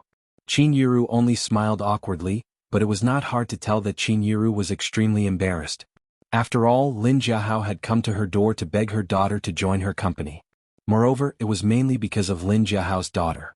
It was a little unsightly. Under such circumstances, Qin Yiru naturally did not like it. Moreover, this was not her company but her daughter's company. Qin Yiru was even more displeased now. Ping ping ping. Ping ping ping. Ping ping. There was a commotion on the stairs, then something made of metal rolled down. Lin Jiahao and the rest who were sitting downstairs were shocked. Then Shuaying leaped down from the railing on the second floor. Lin Jiahao and the other two just happened to be sitting facing the stairs, and they happened to see Shuaying leap down from the second floor. Yun Jian was standing with her back to the stairs, but Yun Jian could hear the sound behind her. Seeing Shuaying suddenly jump down from the second floor, Lin Jiahao and the other two were scared out of their wits on the spot. Only then did they react. Oh my god! Lin Jiahao and the other two screamed in unison. They looked as if their guts were about to burst. Shuaying was stunned for 2 seconds when he saw an outsider. He picked up the silver spoon from the floor and went upstairs as if nothing had happened. Halfway up the stairs to the second floor, Shuaying turned his head to look at Qin Yiru and asked casually, "Are you leaving?" "Not yet. Just wait a little longer," Qin Yiru replied. Shuaying nodded and went upstairs with the spoon. How could he say that he and Mo Sen had accidentally dropped the spoon when they were discussing which spoon to use for the barbecue upstairs? He also wouldn't say that it was their young master who threw the spoon down. Until Shuaying went upstairs, Lin Jiahao and the other two were still in a state of shock. Someone actually jumped down from the second floor and was not injured at all? He couldn't have been trained, right? Although there was a long scar on Shuaying's neck, Shuaying's facial features were excellent, even more outstanding than Adam's. Therefore, Lin Xian, who was full of arrogance just now, was a bit infatuated. Chapter 832. Also, the way he jumped down was so cool. It was a pity that this man had such a deep scar on his neck. Otherwise, she would have pursued him no matter what. While Lin Xian was thinking about this, she did not think about whether her looks were good enough for Shuaying. What? Cousin, you guys are... Lin Jiahao finally saw the barbecue tools that Qin Yiru had placed on the ground. It was not that he had just seen it. It was just that Lin Jiahao had spoken to Qin Yiru with an ulterior motive just now. Now that Yun Jian did not agree to it when he brought up his purpose, that was why he asked in such a tone. "Cousin, are you guys going for a picnic?" Lin Jiahao asked. "Yes, isn't spring coming? Everything is coming back to life, so we wanted to take the children out for a walk. We didn't have time before, but now that we have time, we decided to go for a spring outing as a family," Qin Yiru said happily. Isn't this a coincidence? Actually, our family was planning to go out today, but you guys want to go too. Why don't we go together? Since the weather is good today, let's go together? Won't one more person be one more companion?" Lin Jiahao said in an uninvited tone as usual. This. Qin Yiru naturally did not want to. She originally wanted to take her family out for a walk, and there were not many barbecue ingredients for today's barbecue. If she added Lin Jiahao and the other two, she would probably only get a small amount of barbecue. Cousin, you're so understanding, so you'll definitely agree. Then it's settled, let's go. Lin Jiahao said as he stood up and stretched. That's great, I haven't had barbecue in a long time, it's great. Lin Xian also stood up. Her fat body looked disgusting. I haven't had barbecue in a long time too, I'm craving it. Shantalian also stood up and said. She looked like she would not leave until she had barbecue. I'll go buy some more barbecue ingredients. Gu Junjian saw that Qin Yiru was in a dilemma, so he stood up and walked out. Gu Junjian did not want Qin Yiru to be in such a difficult position. As long as Qin Yiru was happy, even if he had to spend some money on Qin Yiru's relatives, it would be good enough. Cousin-in-law, you don't have to buy too many barbecue ingredients, 100 lamb skewers are enough. Oh, Xian likes to eat sausages, that's all. Lin Jiahao made the decision. Gu Junjian wasn't an obedient person, so he ignored Lin Jiahao's words. Villagers like gossiping, especially people like Lin Jiahao. If Qin Yiru had rejected Lin Jiahao right to his face today, he would probably run back to the village and gossip about it. By then, Qin Yiru's reputation would be ruined. Yun Jian was not happy with Lin Jiahao's family, but since Qin Yiru did not object, she did not care. It would be fine as long as she ate her own food. If Lin Jiahao's family wanted to take advantage of the situation or go overboard, she did not mind teaching them a lesson. Let's go, yay. Xiao Yunzhu and the other two had been waiting for a long time. When they heard that they were leaving, the three of them immediately jumped up and down happily. Let's go, let's go. Shuiying and Emo Sen quickly came down when they heard the sound. Ce, on the other hand, walked behind them. Chapter 833. If Lin Xian thought that Shui Ying's looks were outstanding when she first saw him, his features were well-defined and lively, then the current Ce did not seem real at all. He was handsome, but that was all there was to it. In comparison, Ce, who was walking behind Shui Ying and Emo Sun, gave off an unmistakable sense of handsomeness. Lin Xian's mouth was agape just by looking at him. She was almost drooling. Oh my, this. Yiru, why are there so many people in your family? Who are the three of them? Even the middle-aged Shantalian could not help but stare. The three of them. The one behind is my friend's nephew. We're family. Qin Yiru smiled but did not answer in detail. Of course, she would not reveal that Ce was her chosen son-in-law. After all, they were not that close to Lin Jiahao's family. After the previous incident, Qin Yiru was actually more cautious about everything now. She was no longer as courteous to some people as before. After all, people change. And I mean your friend's nephew. What's his name? Lin Xian's eyes widened the moment she saw Ce. She could not help but walk up to Qin Yiru to ask. Even her tone had changed. Lin Xian was as rude to Qin Yiru as she pretended to be gracious now. His name is Ce. Although Qin Yiru was a little unhappy with Lin Xian's question, she still replied symbolically. See? Lin Xian muttered in her heart. Her plump cheeks could not help but make people feel disgusted. Xiao Yunzhu did not stick to Ce as much now that he had Duan Li and Duanya. However, Xiao Yunzhu still glared at Lin Xian when he saw Ce coming down the stairs. He then ran over to pull Yunjian to Ce and called out to Ce, "Brother Ce." Ce reached out and rubbed Xiao Yunzhu's head out of habit. "Let's go." Ce's slightly hoarse voice could be heard. With that, Ce held Yunjian's hand. He held Yunjian's hand. Lin Xian felt like her heart was about to break. It was rare for her to meet a man who suited her so well. Was he Yunjian's? Why? Was it just because Yunjian was beautiful? Although Lin Xian, was ugly, her heart was extremely good. Why couldn't anyone see the beauty in her heart? Just as Lin Xian thought of this, Yunjian and Ce had already led Xiao Yunzhu and the other two out. Emo Sen and Shuiying also laughed and followed. "You guys wait." Lin Xian wanted to interrupt, but just as she spoke, Yunjian and Ce had already walked out. When Shantalian saw this, her face darkened again. Her expression and mood were all displayed on her face. Let Xian play with them. The children's ages are close so they get along. Xian, hurry up and follow them. Shantalian pushed Lin Xian and gestured for her to follow Yunjian and Ce. When Lin Xian heard her mother say this, she hurriedly ran out to find Ce. Qin Yiru couldn't even get a word in edgewise. Two sports cars were parked in front of the villa's main entrance. One was a Lamborghini which belonged to Ce. The other was a Bugatti Veyron. This Bugatti Veyron was a new super sports car that Adam had just bought. It was the latest model and only 10 were sold in the world. Chapter 834. We want to sit with Big Brother Mo Sen and Big Brother Wang Er. Xiao Yunju and the other two discussed for a while before running towards Adam's Bugatti Veyron. Hearing Xiao Yunju call him Big Brother Wang Er, Shuang couldn't help but twitch the corner of his mouth. This nickname was randomly given to him by Adam, but Xiao Yunju and the other two really took it seriously and kept calling him that. Damn it, if he didn't wreck Adam's Bugatti Veyron today, he Shuang really wouldn't stop.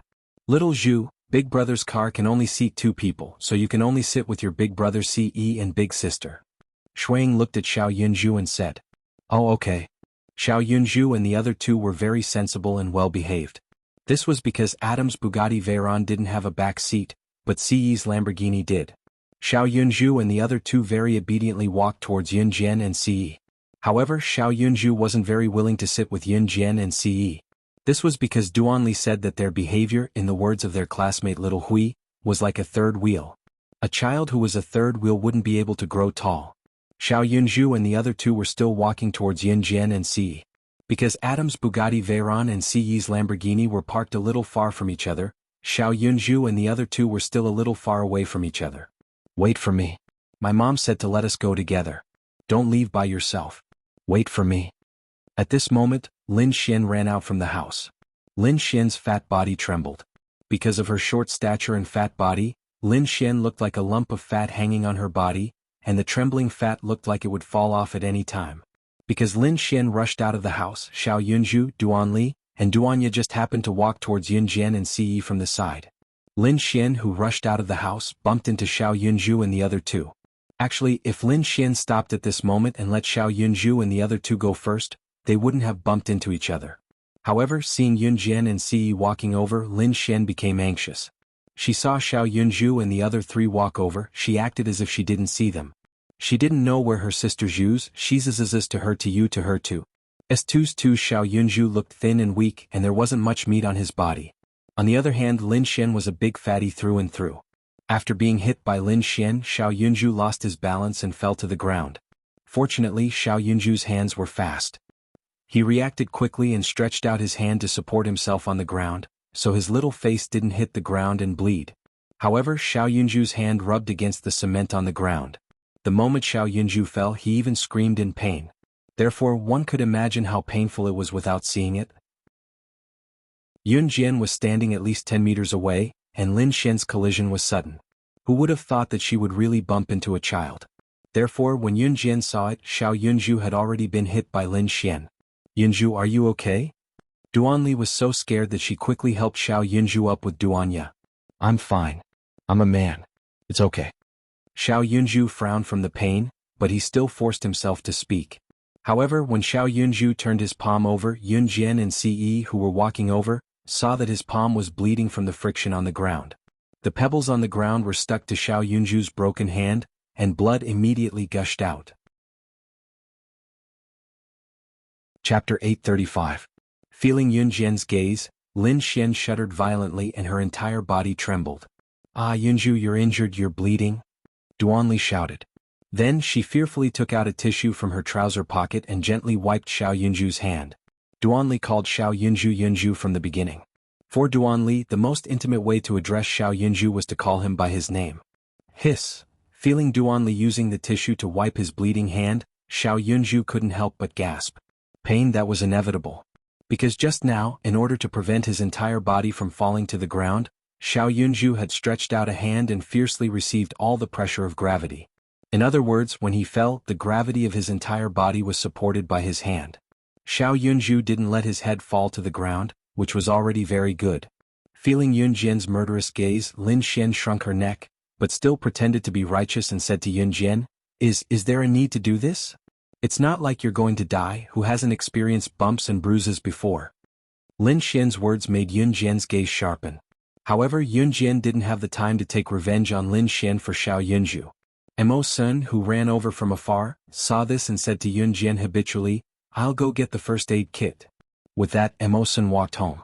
At this moment, Yun Jian had already silently squatted down to check on Xiao Yunju's injury. The silence was the precursor to Yun Jian's anger. The quieter it was, the greater Yun Jian's latent anger. Ce also squatted down beside Yun Jian. Lin Xian watched from the side and her envy grew stronger. "Xiao Zhu, Other than your hand, does it hurt anywhere else? Yun Jian reached out and pulled Xiao Yunju's hand to take a look and asked. It doesn't hurt anywhere else. Xiao Yunju said as he stood up with his uninjured hand held by Ce. Ce patted the dust off Xiao Yunju's butt. At this time, Mo Sin quickly took out the medical kit from the house and ran over. Qin Yiru, who was in the room, saw Mo Sin going back to the room to get the first aid kit. She was shocked and hurried out to see what had happened. As soon as Qin Yiru came out, Lin Jiahao and Shintalien followed. At this time, Yun Jian had already applied medicine for Xiao Yunju. Yun Jian cleaned the abrasions on Xiao Yunju's palms and applied a band-aid. She bandaged the wounds to prevent them from being infected by bacteria. Sister, I'm fine. It doesn't hurt anymore. Xiao Yunju was afraid that she would worry, so he waved his hand as if to prove that he really didn't hurt anymore. Okay. Yun Jian nodded and then put everything back into the first aid kit. Mo Sin ran errands and helped Yun Jian put the first aid kit back. At this time, Yun Jian had already stood up and looked at Lin Xian from the corner of her eyes. Lin Xian was shocked by Yun Jian's gaze again. Then Lin Xian shouted at Yun Jian righteously, "Wh, what are you doing? I didn't do it on purpose." Lin Xian clearly did it on purpose. She saw Yun Jian and Ce standing next to the car and was about to get in. In a moment of panic, she wanted to chase after them. In the end, she didn't expect Xiao Yunju to also come over. At that time, she didn't even think and directly bumped into Xiao Yunju. You didn't do it on purpose? Yun Jian raised her eyebrows. At this time, Qin Yiru, Lin Jiahao and Shintalien had already walked out of the house. Yun Jian went forward and in front of everyone she gave Lin Xian a hard slap.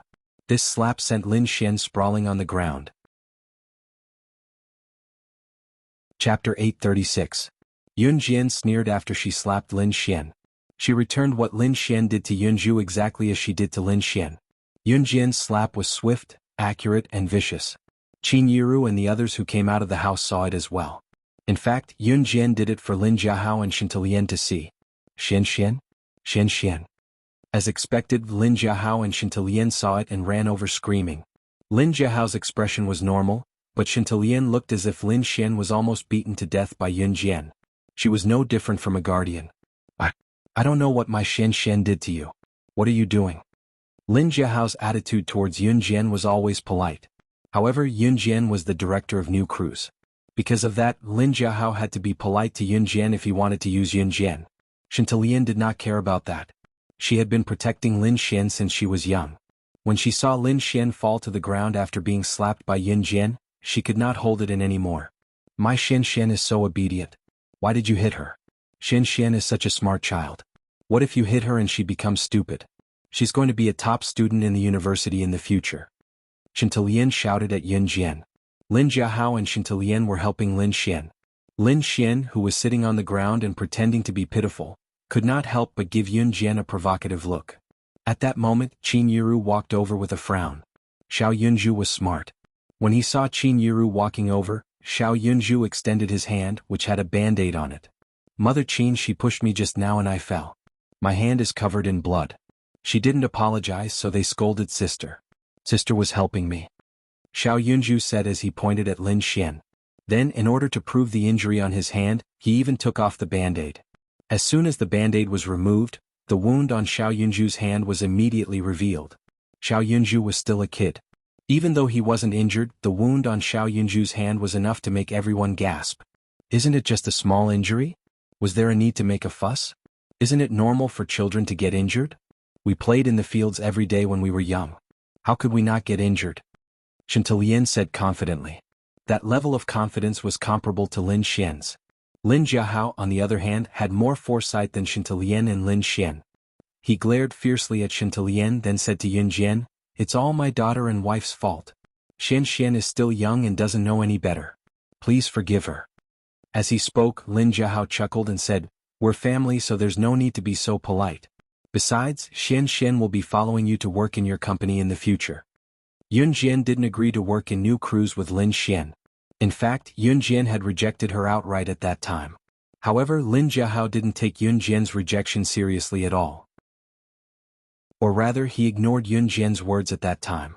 Yun Jian chuckled softly. She had never seen such shameless people like Lin Jiahao and his family. Therefore, Yun Jian didn't hold back. I think I wasn't clear enough. Let me make it clear here. New crews can't afford to hire someone like your daughter. It's impossible in this lifetime, so you can go back.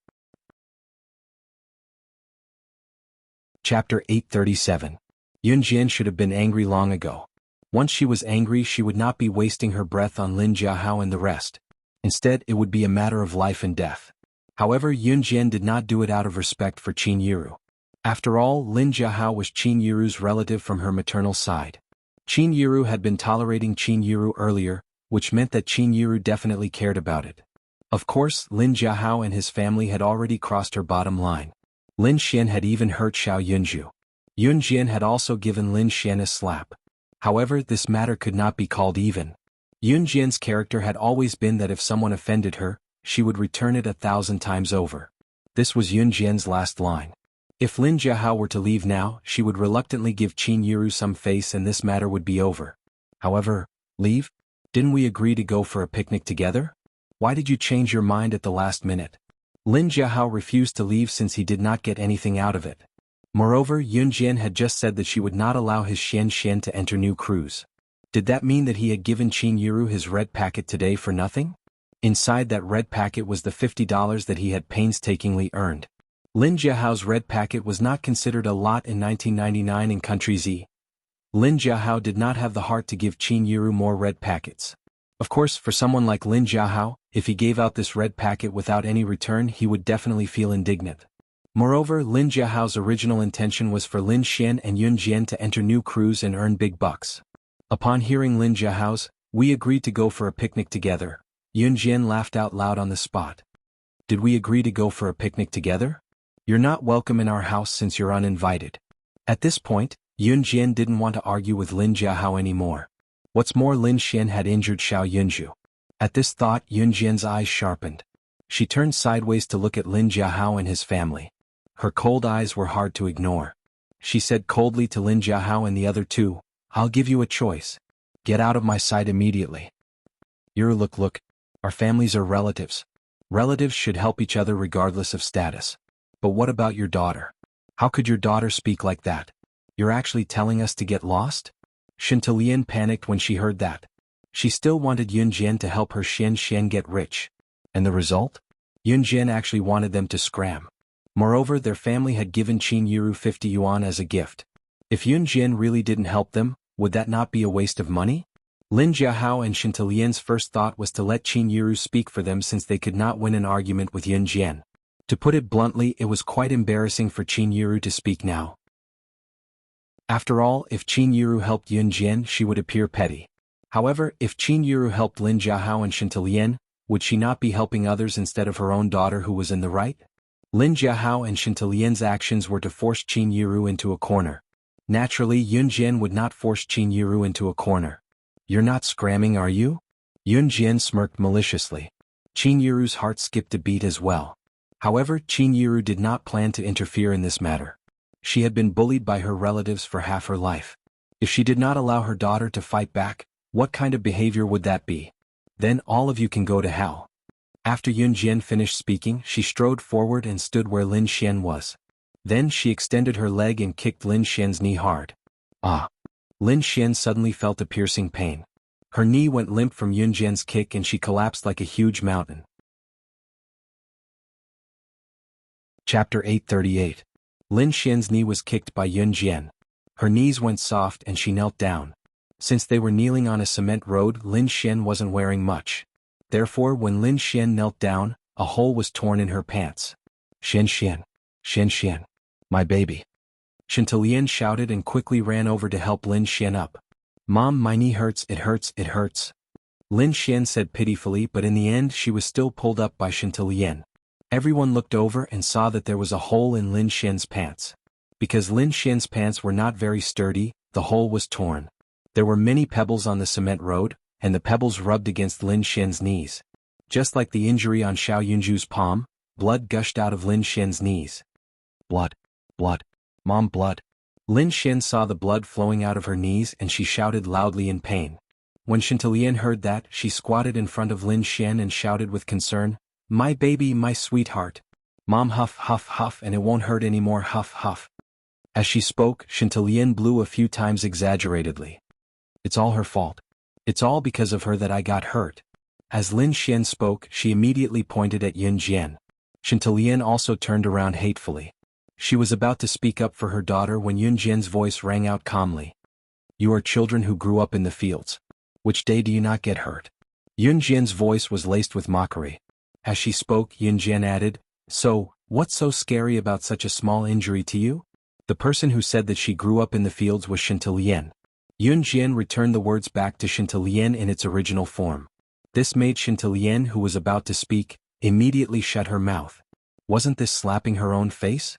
However, for someone as thick-skinned as Shantilien, how could she shut up just because of Yun Jian's words? How is this the same? Was this a minor injury? Xian Xian had such a serious fall. There's already so much blood. Shantilien argued. Really? Yun Jian smiled wickedly. Then, in front of Shantilien and the others, she reached into her clothes and took out the butterfly knife. Then I'll do a good deed and let all of you bleed dry. Yun Jian said as she swung her butterfly knife. Yun Jian held the butterfly knife in her hand and played with it skillfully. Seeing this, Shantilien, Lin Jiahao, and Lin Xian all swallowed hard. Even if you're the director of new crews, you can't kill us. Because killing is against the law. Shantilien felt that Yun Jian's gaze and actions didn't seem to be joking, so she reminded her. This Yun Jian was too scary. Shantilien and the other two would rather leave than stay here any longer. Do you want to try? Yun Jian swung her butterfly knife and suddenly walked towards Shantilien. She forced Shantilien to take 2 steps back. However, her inexplicable pride made Shantilien muster the courage to reply, Do you dare? Do you still think you have someone protecting you? I'm protecting her. What can you do?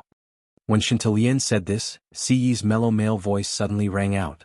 His voice had a hint of magnetism that could mesmerize people without them noticing. Chapter 839. Siyi's words were so cold that they could make the surrounding temperature drop by a few degrees. Amo's son, kill these 3 noisy people. Siyi did not bother to reason at all. Once he made his move, it was a straightforward kill word. The word kill made Shantilien and the other 2 shudder. He was not joking. He was serious. Lin Jiahao, Shantilien and Lin Xian were so frightened that their faces turned pale. We can leave for the picnic immediately after killing these 3 people? Alright, let me do such a simple thing. Shuiying volunteered himself rather casually. He had only taken 2 steps when Shuiying turned to look at Xiao Yunju and the other 2. You 3 turn around. Be good and I'll buy you lollipops later. Xiao Yunju and the other 2 turned their backs at Shuiying's words. Xiao Qizhi, let's turn around quickly. That way Brother Wang Er will buy us lollipops. Xiao Yunju pulled Duanli while Duanli pulled Duanya. The 3 of them turned around happily. Everything was so natural. It was as if killing a person was not a big deal at all. It was not just Shantilien and Lin Xian. Under such an atmosphere, even Lin Jiahao was scared. Don't, we were wrong. Lin Jiahao said fearfully. As he spoke, Lin Jiahao turned around and slapped Shantilien hard before begging Yun Jian for mercy. It's all this B*TCH's fault. I'll teach her a lesson when we get back. As he spoke, Lin Jiahao turned to Qin Yiru. Yiru, you can't joke about this. Cousin is old now. He'll be frightened. As Lin Jiahao spoke, he pulled his wife and daughter to their feet and said to Qin Yiru, Cousin, I'm not feeling well today so I'll be leaving first. I'll visit again another day. As he spoke, Lin Jiahao hurriedly pulled Shantilien and the limping Lin Xian away from the place. Stop. Did I say you can leave? Yun Jian's voice rang out at this moment, her tone carrying a hint of shock that could not be ignored. Lin Jiahao and the other 2 who were about to leave, stopped in their tracks. Lin Jiahao heard Yun Jian's voice and was about to turn around and say something. Whoosh, a tiny blade flew past Lin Jiahao's cheek, brushing past his skin. Even though Lin Jiahao was a big man, he was still frightened by the sudden appearance of the blade. When Yun Jian's blade flew past Lin Jiahao's cheek, Shantilien and Lin Xian happened to turn their heads and see it. As a result, the 2 of them were so scared that their hair stood on end and they couldn't speak for a long time. However, he heard Yun Jian's voice clearly again. Don't let me see you again. Relatives like you should never appear in front of my family. If I see you again, I will cut off your heads and dig out your hearts to feed the dogs. It had to be said that Lin Jiahao's family was the best of the best. In reality, there was no shortage of such people. If it were anyone else who met such relatives, even if they were in the right, they could only keep it to themselves and think that it was okay for them to be at a disadvantage. just like Qin Yiru. However, who was Yun Jian? She would never allow anyone to cross her bottom line. Chapter 840. How could Lin Jiahao and his family not panic after being hit by Yun Jian's flying knife so accurately? How could they not be afraid? Lin Jiahao and his family were so scared that their faces turned pale. They even forgot their original intention and left as if they were running away. Seeing Lin Jiahao and his family leave, even Qin Yiru couldn't help but feel relieved and let out a sigh of relief. "Little Zhu, are you all right?" Qin Yiru looked at Xiao Yunzhu and asked. "Mama Qin, I'm fine. It doesn't hurt." Xiao Yunzhu turned around and smiled at Qin Yiru. What an obedient child, Qin Yiru thought to herself. Then Xiao Yunzhu and the other two pestered Shuaying for lollipops. Shuaying didn't have any objections when they pestered him for lollipops. But why did they keep calling him Big Brother Wang Er? Those who didn't know better would think that he was a bastard. Was he really such a bastard? He was the leader of Anhun after all. If word of this got out. TSK. Mom, if Lin Jiahao and his family dare to come here again, don't go easy on them. Yun Jian walked up to Qin Yiru and said. To be honest, Qin Yiru really thought that Lin Jiahao's distant relatives had changed for the better. They even gave her money. To be honest, it didn't matter if Lin Jiahao gave her money or not. Qin Yiru wasn't a greedy person at all. Qin Yiru thought that her distant relatives had changed for the better. That was why she was happy. But this happiness would eventually turn into a bubble. She should be as disappointed as she was looking forward to it at the beginning. At this moment, a military jeep drove into the area. Gu Junjian got out of the car the moment he got out. I just went to the market to buy some barbecue ingredients. I put them in the car. We'll be driving there later anyway. Gu Junjian said as he looked around. Where are they? Gu Junjian asked suspiciously. They're gone. Qin Yiru said, then she explained everything that happened. I see. It's good that they're gone. Then these barbecue ingredients are ours. Gu Junjian shouted happily. Then Gu Junjian went into the house and moved all the barbecue equipment into the military jeep. The jeep led the way, followed by the Lamborghini, followed by the Bugatti Veyron. They drove. The barbecue location have been chosen. Despite the unpleasant episode with Lin Jiahao's family, the group was still happy along the way. Xiao Yunzhu and the other two followed Yun Jian and Si into the same car. Gu Junjian and Qin Yiru were the only ones left in the military jeep. However, Gu Junjian was not a flirtatious person. Hence, the journey was smooth and there were no hiccups. The barbecue location was by the Nilong River in the countryside. Nilong River was a small stream located in Gua village. There were still a few kilometers of mountain roads from Gua village.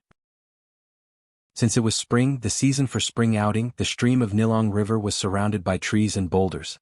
It was a sacred place for barbecue that everyone in Longmen City knew. Therefore, when Gu Junjian parked the car there, he saw many people setting up all sorts of barbecue equipment along the bank of Nilong River. Chapter 841. There were already a lot of people barbecuing by the Nilong River. When they saw a military jeep stop by the roadside with two supercars behind it, they couldn't help but turn their heads to look. No matter what era people were in, they always had a certain amount of admiration for the rich.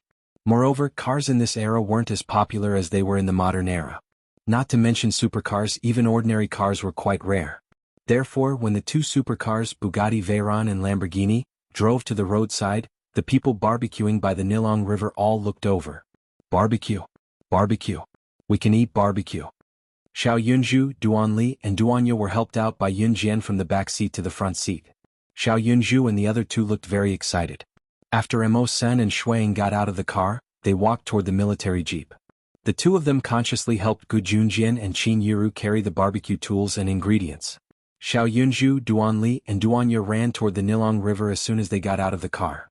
The three of them were very lively and very happy. After Qin Yiru got out of the car, she saw Xiao Yunzhu and the other two running toward the Nilong River.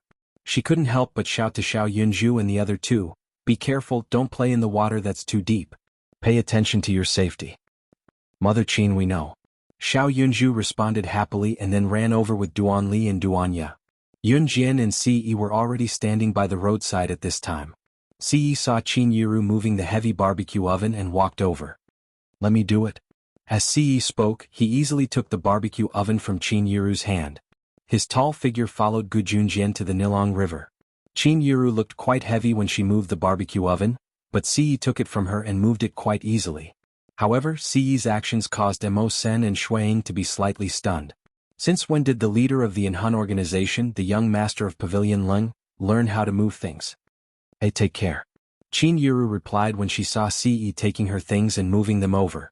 Qin Yuru found Siyi more and more pleasing to the eye. The more she looked at Siyi, the more she liked her. She now felt that the best thing she had ever done was to entrust Yun Jian to Siyi. She used to think that Siyi was born into a wealthy family and was born with an air of arrogance. But now, Qin Yuru could not wait to marry her Xiao Jian off right now. Yun Jian also helped to get some barbecue ingredients. They busied themselves for a while before setting up a barbecue site by the Nilong River. Next was the barbecue. The group was already seated on the pebbled beach.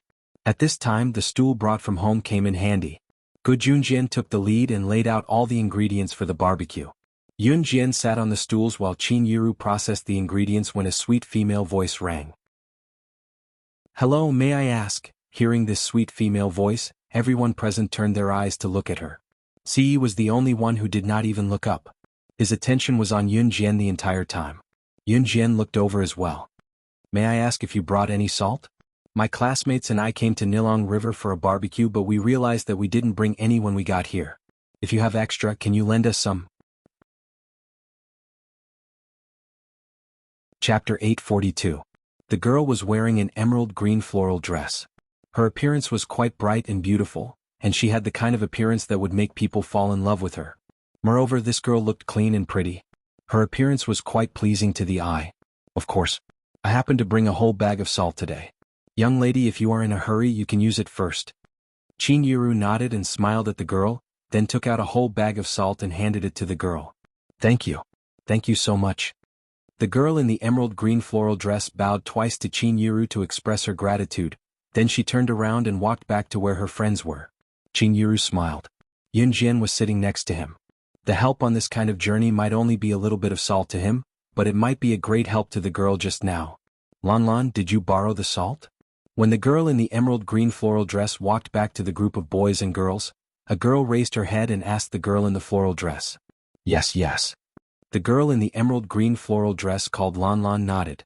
At this moment, Qin Yuru and Gu Junjian had already skillfully laid out the barbecue ingredients. Gu Junjian also started a charcoal fire. "We can start barbecuing now. Put whatever you want to eat in here," Gu Junjian said with a smile. Gu Junjian had not been as happy as he was today for a long time. He also had not experienced such a warm feeling for a long time. For Gu Junjian, after he divorced his ex-wife only left him a son. His son did not get along well with him, so he went abroad to study. Gu Junjian was very successful in everything he did in his life, but there was one thing that he failed at, and that was dealing with family relationships. Although Yun Jian and the others were not his biological children, after spending so much time together, even if his heart was frozen, he still had some feelings for them. Let alone Gu Junjian. "I want to eat mutton skewers," Xiao Yunju said happily. "I'm the same as Yunju." Duanli blinked her small eyes and smiled easily. I want to eat rice cakes." Duanya rubbed her hands together tightly as she raised her little eyes and said. At first, Duanya did not speak.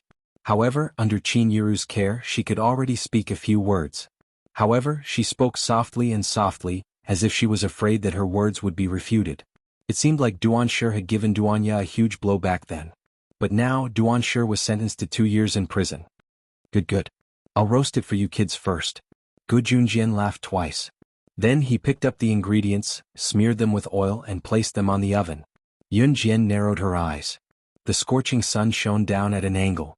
Because there were no trees here, the sunlight shone directly on her face and body. "I'm here to return your salt."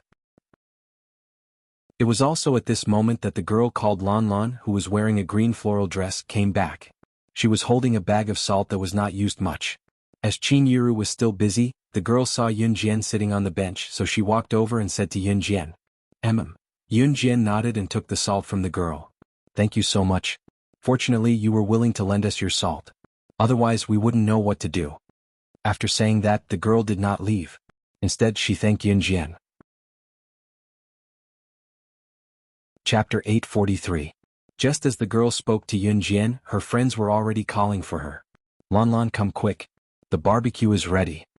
The girl's friends were calling her.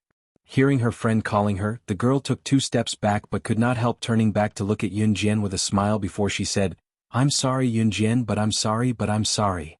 I won't thank you. I'm Ning Lanlan." The girl who called herself Ning Lanlan winked at Yun Jian as she spoke. In fact, the salt was lent to Ning Lanlan by Qin Yiru. It was apparent from their appearances that Yun Jian and Qin Yiru looked alike. It was obvious that they were mother and daughter. Therefore Ning Lanlan thought it did not matter whether she returned the salt to Yun Jian or to Qin Yiru. They had only met on a short journey, so Yun Jian did not mind it, but she still smiled faintly at Ning Lanlan. Many people would remember the help they received on a journey like this for life. Of course they would help if they could. After all, they might run into difficulties or need help when they went out to play. Xiaozhu chestnut yaya, it's time to eat. Gu Junjian cooked a few skewers skillfully and passed them to Xiao Yunju and his friends. Wow, it smells so good. Xiao Yunju exclaimed and took his 3 mutton skewers.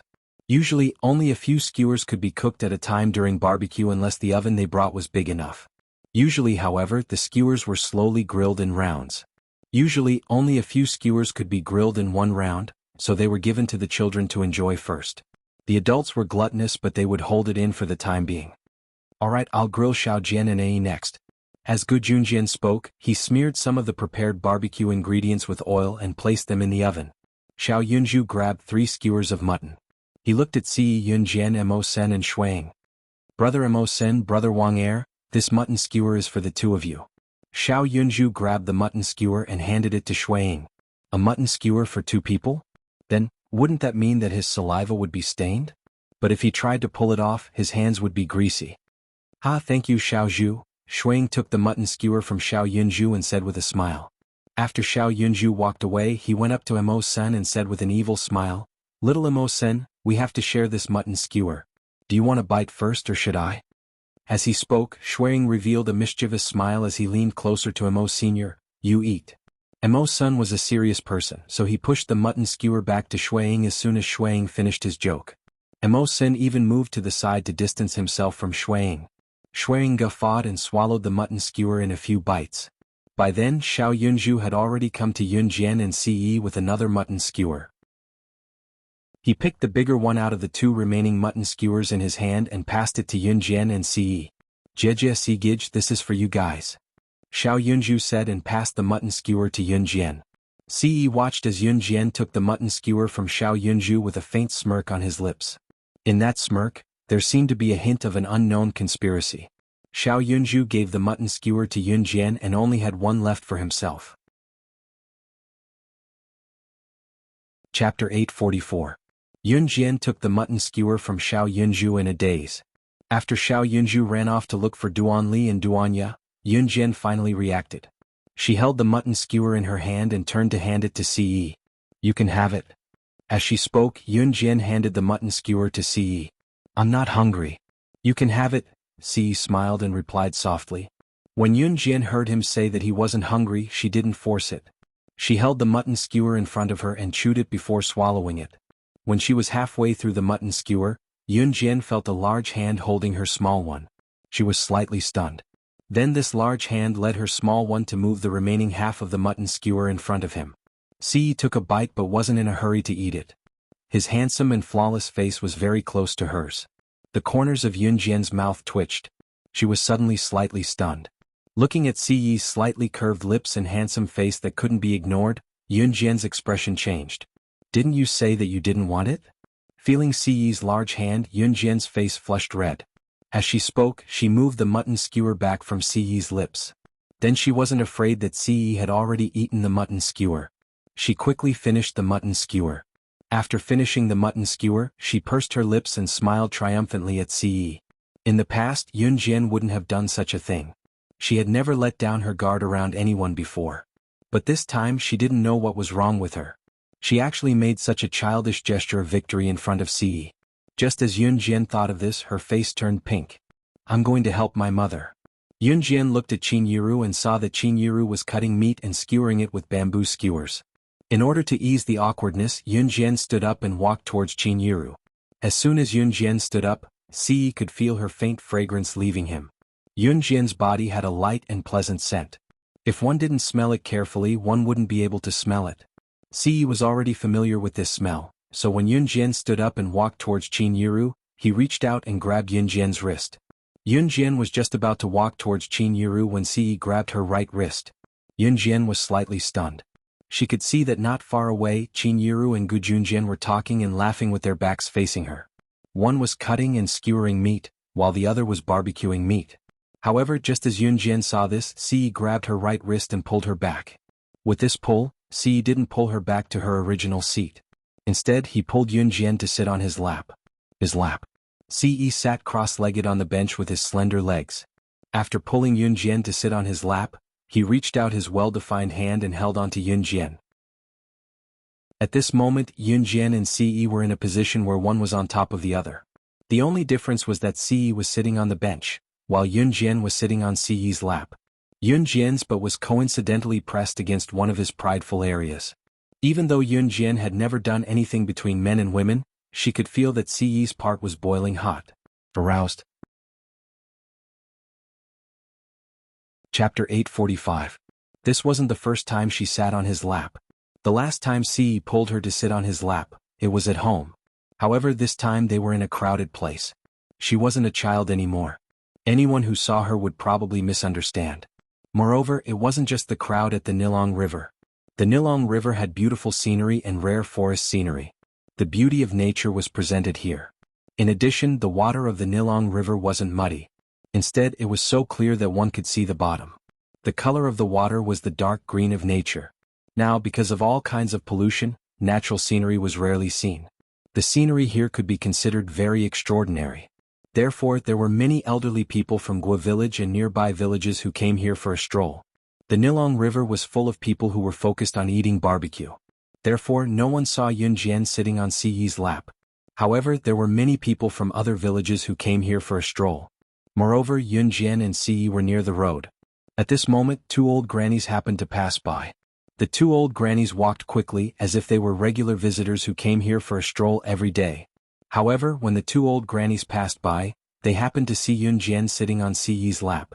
One of the grannies, who looked tall and thin and sturdy, suddenly saw this scene and was so shocked that she froze. The other old granny was also slightly shocked when she saw her old friend suddenly stop in her tracks. However, the tall and thin old granny pointed in Yun Jian's direction and shouted, "Oh my God, oh my God. Young people these days really don't know shame. It's really immoral. In broad daylight they actually, the old granny's words were unbearable. The other old granny turned her head to look. Oh my God, they actually did such a thing in broad daylight. How dare they? How dare they? With that, the two old grannies quickly ran away. Yun Jian was sitting with her back to the road, so she couldn't see the two old grannies running by. Although the two old grannies spoke very softly, Yun Jian could clearly hear what they were saying. He was actually seen. Therefore, Yun Jian's face became even redder. Hurry up and let me get up, Yun Jian whispered to Ce behind her as she struggled to get up. Xiao Jian, don't move, Ce grumbled, pressing Yun Jian down to prevent her from standing up. When Yun Jian didn't move, he didn't feel stuffy. But when Yun Jian moved, he felt as if he had just taken a hot shower. That feeling was as if some kind of desire had been stimulated in an instant. If they were not in this place, Yun Jian would have moved a few more times. What about waiting for her to reach adulthood? That was all bullshit. He would definitely eat her up first. Even at this moment, when he thought of the men who had shown their love to Yun Jian, even though Yun Jian had not paid any attention to them. But as soon as he thought of this, he couldn't wait to take Yun Jian for himself. Ce's low voice made Yun Jian's heart skip a beat. Yun Jian was really afraid that Ce would do something in front of everyone, so she dared not move at all. It was just that a certain part of Ce's body was hard against her, causing Yun Jian's cheeks to grow redder. Mo Sen and Shuang were very sensitive. They had seen Yun Jian in Ce's position since the beginning, and both of them had their backs facing Yun Jian and Ce, pretending that they knew nothing. Xiao Jian, the skewers are ready. Come and eat, Qin Yiru's voice rang again. Chapter 846. Some of the people around them were looking at Yun Jian and Ce purely out of curiosity, while others who had nothing better to do were staring at Yun Jian and Ce suspiciously with barbecue skewers in their hands. By the time everyone looked over, Yun Jian had already gotten down from Ce's lap and was now standing beside Ce. Yun Jian's fair cheeks were pinkish, adding a youthful beauty to her delicate features. Xiao Jian, come over and eat, Qin Yiru, who had turned around, called to Yun Jian and Ce. Ce then stood up, his tall figure reflecting a handsome aura that could not be ignored. Some of the people around them looked over and many of them were mesmerized by Ce's handsome face. Of course, most of them were just looking, not showing much admiration or possessiveness. No matter how handsome he was already taken. Ce was already holding Yunjian's hand as they came to the barbecue oven. Gu Junjian had bought a little more barbecue ingredients today because he thought that Lin Jiahao's family would be coming as well, so he had gone to buy more. In spite of it, all the barbecue ingredients were swept clean by the group during the afternoon barbecue. Not a single bit was wasted. Gu Junjian packed up his stall in the end and used the water from Nilong River to extinguish the charcoal fire. After ensuring that the charcoal would not cause a fire, he packed up and prepared to head back. There were many people barbecuing near Nilong River, especially since it was spring and the season for spring excursions. Everyone was thinking about how and where to go. Coming to Nilong River to barbecue was undoubtedly everyone's first choice. They didn't need an entrance ticket. Another thing was that they could bring their own ingredients to barbecue and satisfy their taste buds. This was also a very important point. Ce helped to put the items back into the jeep as he did when he came. In the end, everyone drove home. Since it was the weekend, Yunjian had to go back to school at night. Of course, dinner was waived today as everyone was full from the barbecue they had in the afternoon.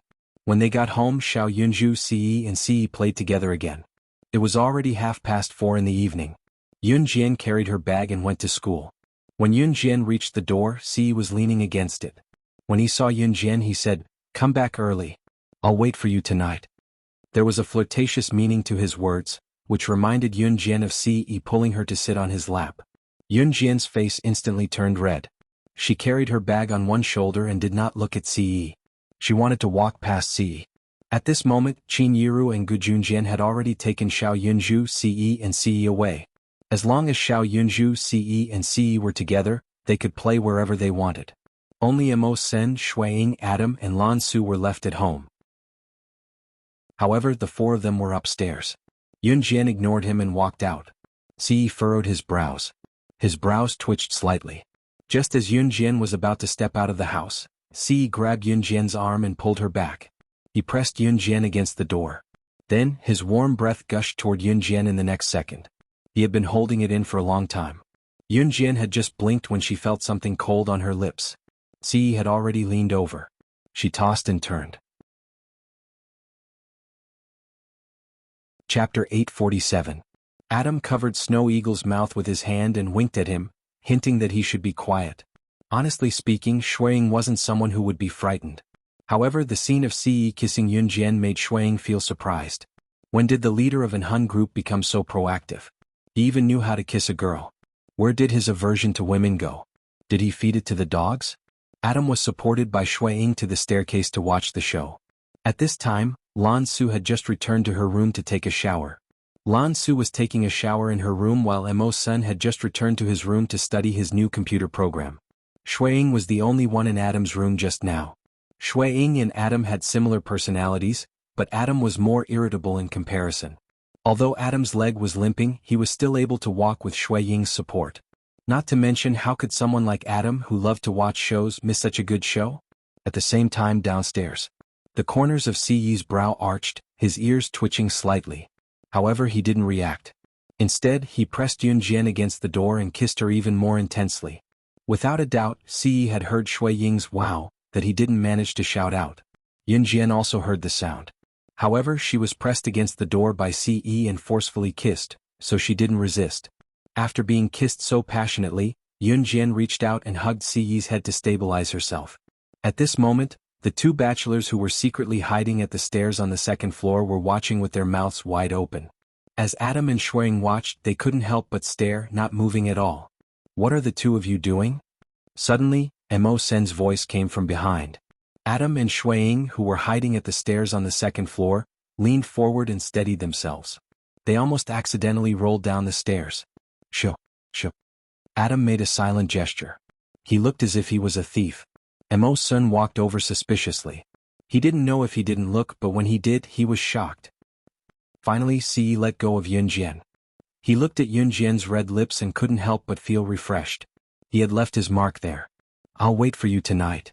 There was only Yunjian's reflection in Ce's deep eyes. Other than her, there was nothing else in his eyes. Yunjian replied. Then she said to Ce, "Let's go," and walked out of the door with a red face. It was only when Yunjian walked out of the house that Ce turned to look at the second floor. "The three of you come down?" Ce's words made the hearts of the three men standing at the top of the stairs skip a beat. Then Adam was helped down the stairs. Mo Sen and Shuang followed closely behind. Mo Sen's condition was still okay. However, Adam and Shuang, who were hiding at the stairs on the second floor, felt as if there were 10,000 horses galloping in their hearts. Seeing Ce call out to them in a low voice, Adam and Shui Ying's hearts jumped nervously. "Oh, young master?" Adam stuttered as he opened his mouth. "Is it very nice?" Ce's question shocked everyone present. "The gates of the Amazon forest are always open for the three of you." Ce looked at the three people in front of him and smiled wickedly. "Don't? Young master, I'm wrong, okay? I don't want to go to that damned place for the rest of my life." Adam immediately put on an expression of not knowing whether to laugh or cry. Chapter 848. Adam looked like he did not know whether to laugh or cry at once. Looking at Shuang who was beside him, he told Ce, "Young master, I just want Shuang to learn something. Look at him, he's been single for so long and he still doesn't know anything." "Are you sure you don't want to see?" Shuang was shocked by Adam's nonsense. Adam started to talk nonsense with Shuang again. They were fooling around, but it was undeniable that Adam and Shui Ying's friendship was very strong. While Adam and Shuang were fooling around, Mo Sen also smiled and grinned. At this moment, Ce had already walked up to the second floor. Adam and Shuang, who were standing on the second floor, finally reacted. Adam was also slightly shocked. "Young master isn't angry anymore?" "Maybe," Shuang replied. Mo Sen said, "Young master left without saying anything. Under normal circumstances, it means that he wants to send us to the Amazon forest." Adam and Shuang were speechless. "Mo Sen, do you have to be so honest?" If it was a normal day, Ce would really send Adam and the other two to the Amazon forest. Actually, the original intention of sending them to the Amazon forest wasn't to punish them. Ce wanted Adam, Shuang, and Mo Sen to improve their strength. Yunjian walked and quickly arrived at the school gate. It didn't take much time to walk from the school gate to the classroom. When she walked into the classroom, there weren't many people in the classroom. However, there were already a few people in the classroom. It wasn't time yet, so it wasn't strange that people hadn't arrived yet. Without Qin Sini and Zhang Xiaofeng this week, Yunjian felt a little empty in her heart. However, Qin Sini was just recuperating and nothing happened. Qin Sini took a month's leave, but Zhang Xiaofeng only took a week's leave. Zhang Xiaofeng would probably return to school next week. "Grandmaster, how is Qin Sini?" Yunjian had just placed her backpack on the desk in the classroom when a fat head popped up from the side.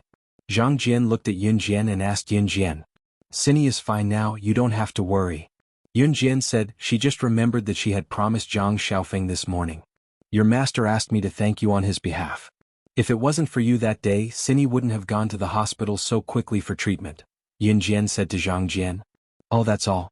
I'm just helping out. It's nothing." Being praised by Zhang Xiaofeng, especially by the killing god that he worshipped the most, Zhang Jian scratched his head in embarrassment. Yunjian merely pursed her lips and smiled. When almost all the students in the class had arrived, it meant that class was about to start and the teacher was about to arrive. Just as the bell rang for the first self-study period in the evening, their homeroom teacher, Miss Yu, walked in with her textbooks. The moment they saw their homeroom teacher, the rowdy students in the class quieted down immediately. "Good morning, students." Miss Yu clapped her hands on the podium, signaling for everyone to quiet down before she continued. "The teachers had an emergency meeting last Friday and the principal mentioned two more important matters. I believe that all of you must know about the first matter. Spring is the season when all things come back to life, so this spring outing is inevitable. The school hasn't decided on the exact location yet. The higher-ups will inform you when the time comes and I'll let you know immediately. There's another important matter. It's about the foreign language competition on Wednesday this week. This foreign language competition is the main topic of the teachers' meeting last week. It's a competition that was announced at the last minute. All the schools in Longmen City will gather and arrange all the students who are good at speaking together." Chapter 849. The principal also mentioned this foreign language competition during the meeting last Friday.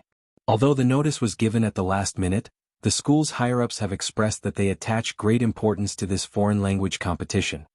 Later, I will select a few students from our class with excellent oral English to participate in this competition. Of course, if you have excellent English but poor oral English, you won't have a chance to participate in this competition. But students, don't be discouraged. There are many similar competitions. Now, I will announce the name list of students who will participate in the foreign language competition on Wednesday. The homeroom teacher, Teacher Yu, stood on the podium and said a lot. The students sitting below shook their heads and some even yawned. A foreign language competition like this would never happen to them. Therefore, some people remained in a state of half-listening state. Teacher Yu announced the names of 2 students in the class. When she announced the third name, she deliberately glanced at Yun Jian. Then Teacher Yu announced the last name with a smile. Yun Jian. There were a total of 3 places. Teacher Yu selected the 3 students with the best oral English. After announcing the names, Teacher Yu also mentioned that Chen Xinyi and Zhang Xiaofeng had applied for leave.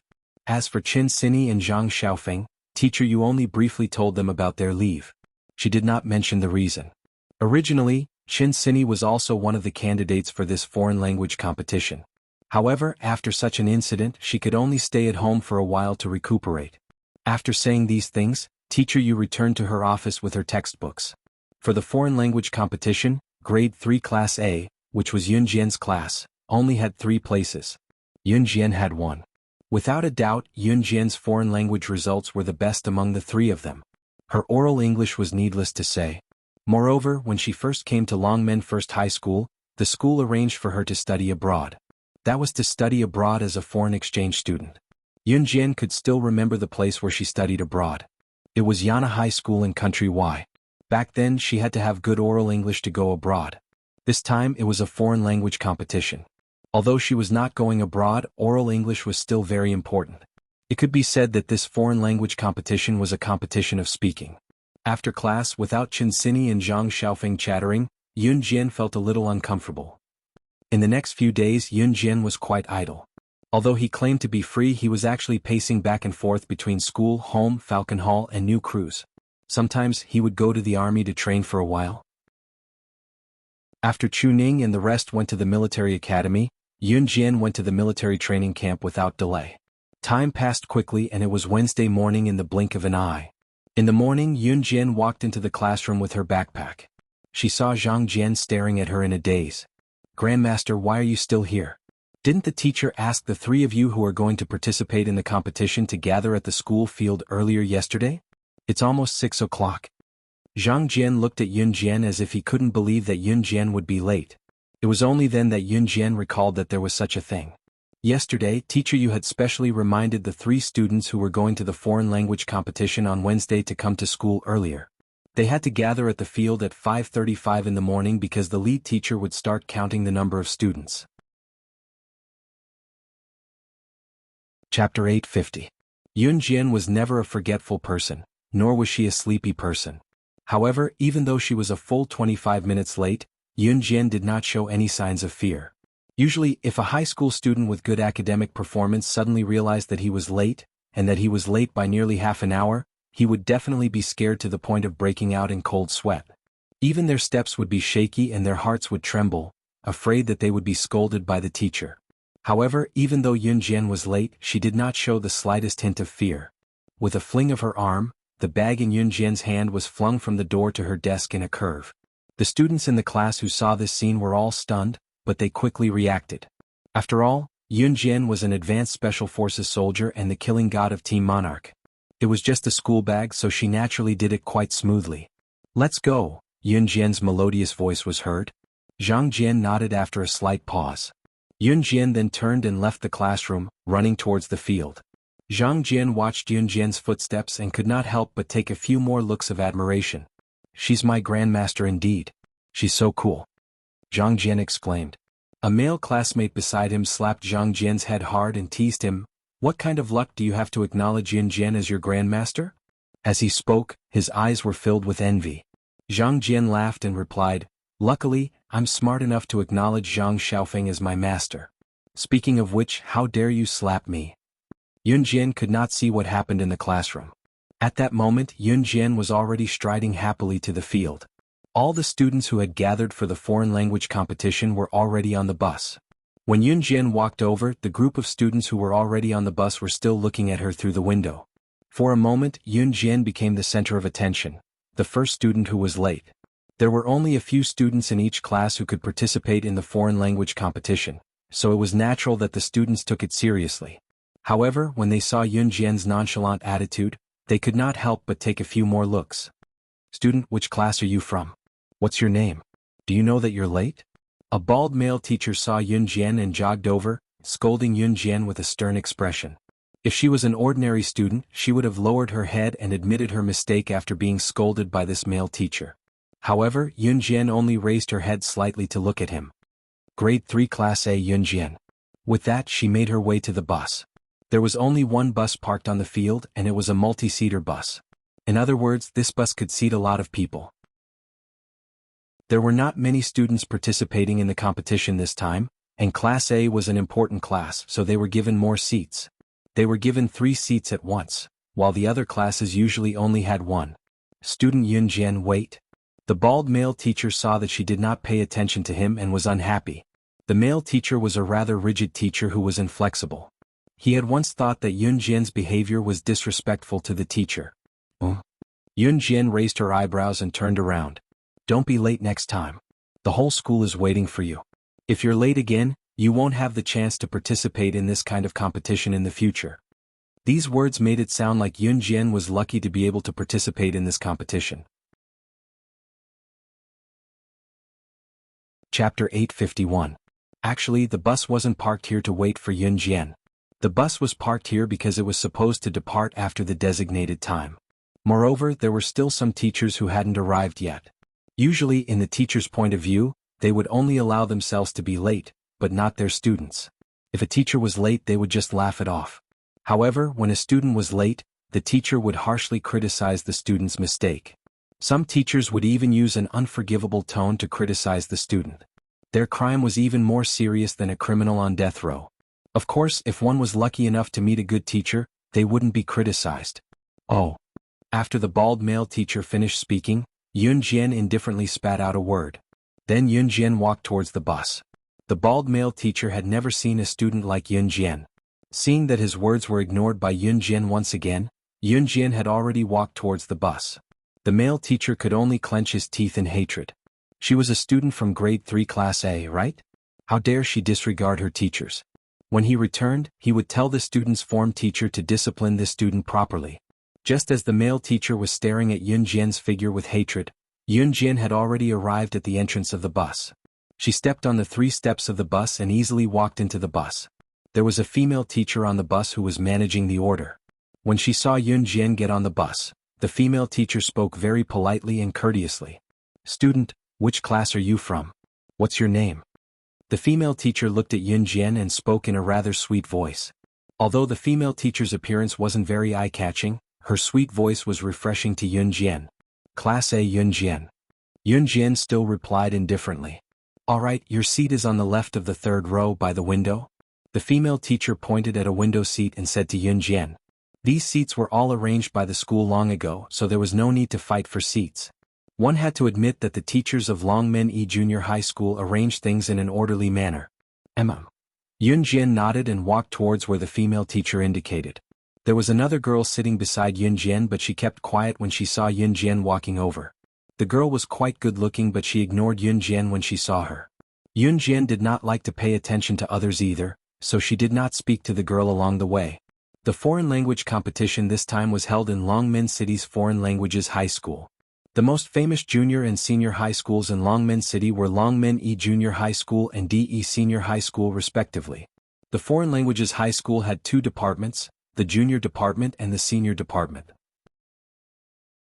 In other words, those who studied in junior high school and foreign languages high school could be promoted to senior high school. Of course, compared to the other schools to be mentioned to E senior high school. S to B to say each school of course. S to the school to the end of course to the point to the school. Of course, many students in foreign languages high school knew languages that other schools did not know, such as Japanese, Korean, and so on. The competition this time was a foreign language competition, so perhaps it was a coincidence that the competition venue was set up in Foreign Languages High School. You're tuning in to the Han Lee's Wuxia Chronicles YouTube channel. We're so grateful for your support, and don't forget to subscribe to join us on this incredible journey through captivating stories. Your generosity through donations truly makes a world of difference, as it's the primary source of revenue that allows me to expand and enhance this channel for you. Thank you from the bottom of my heart for being a part of this adventure.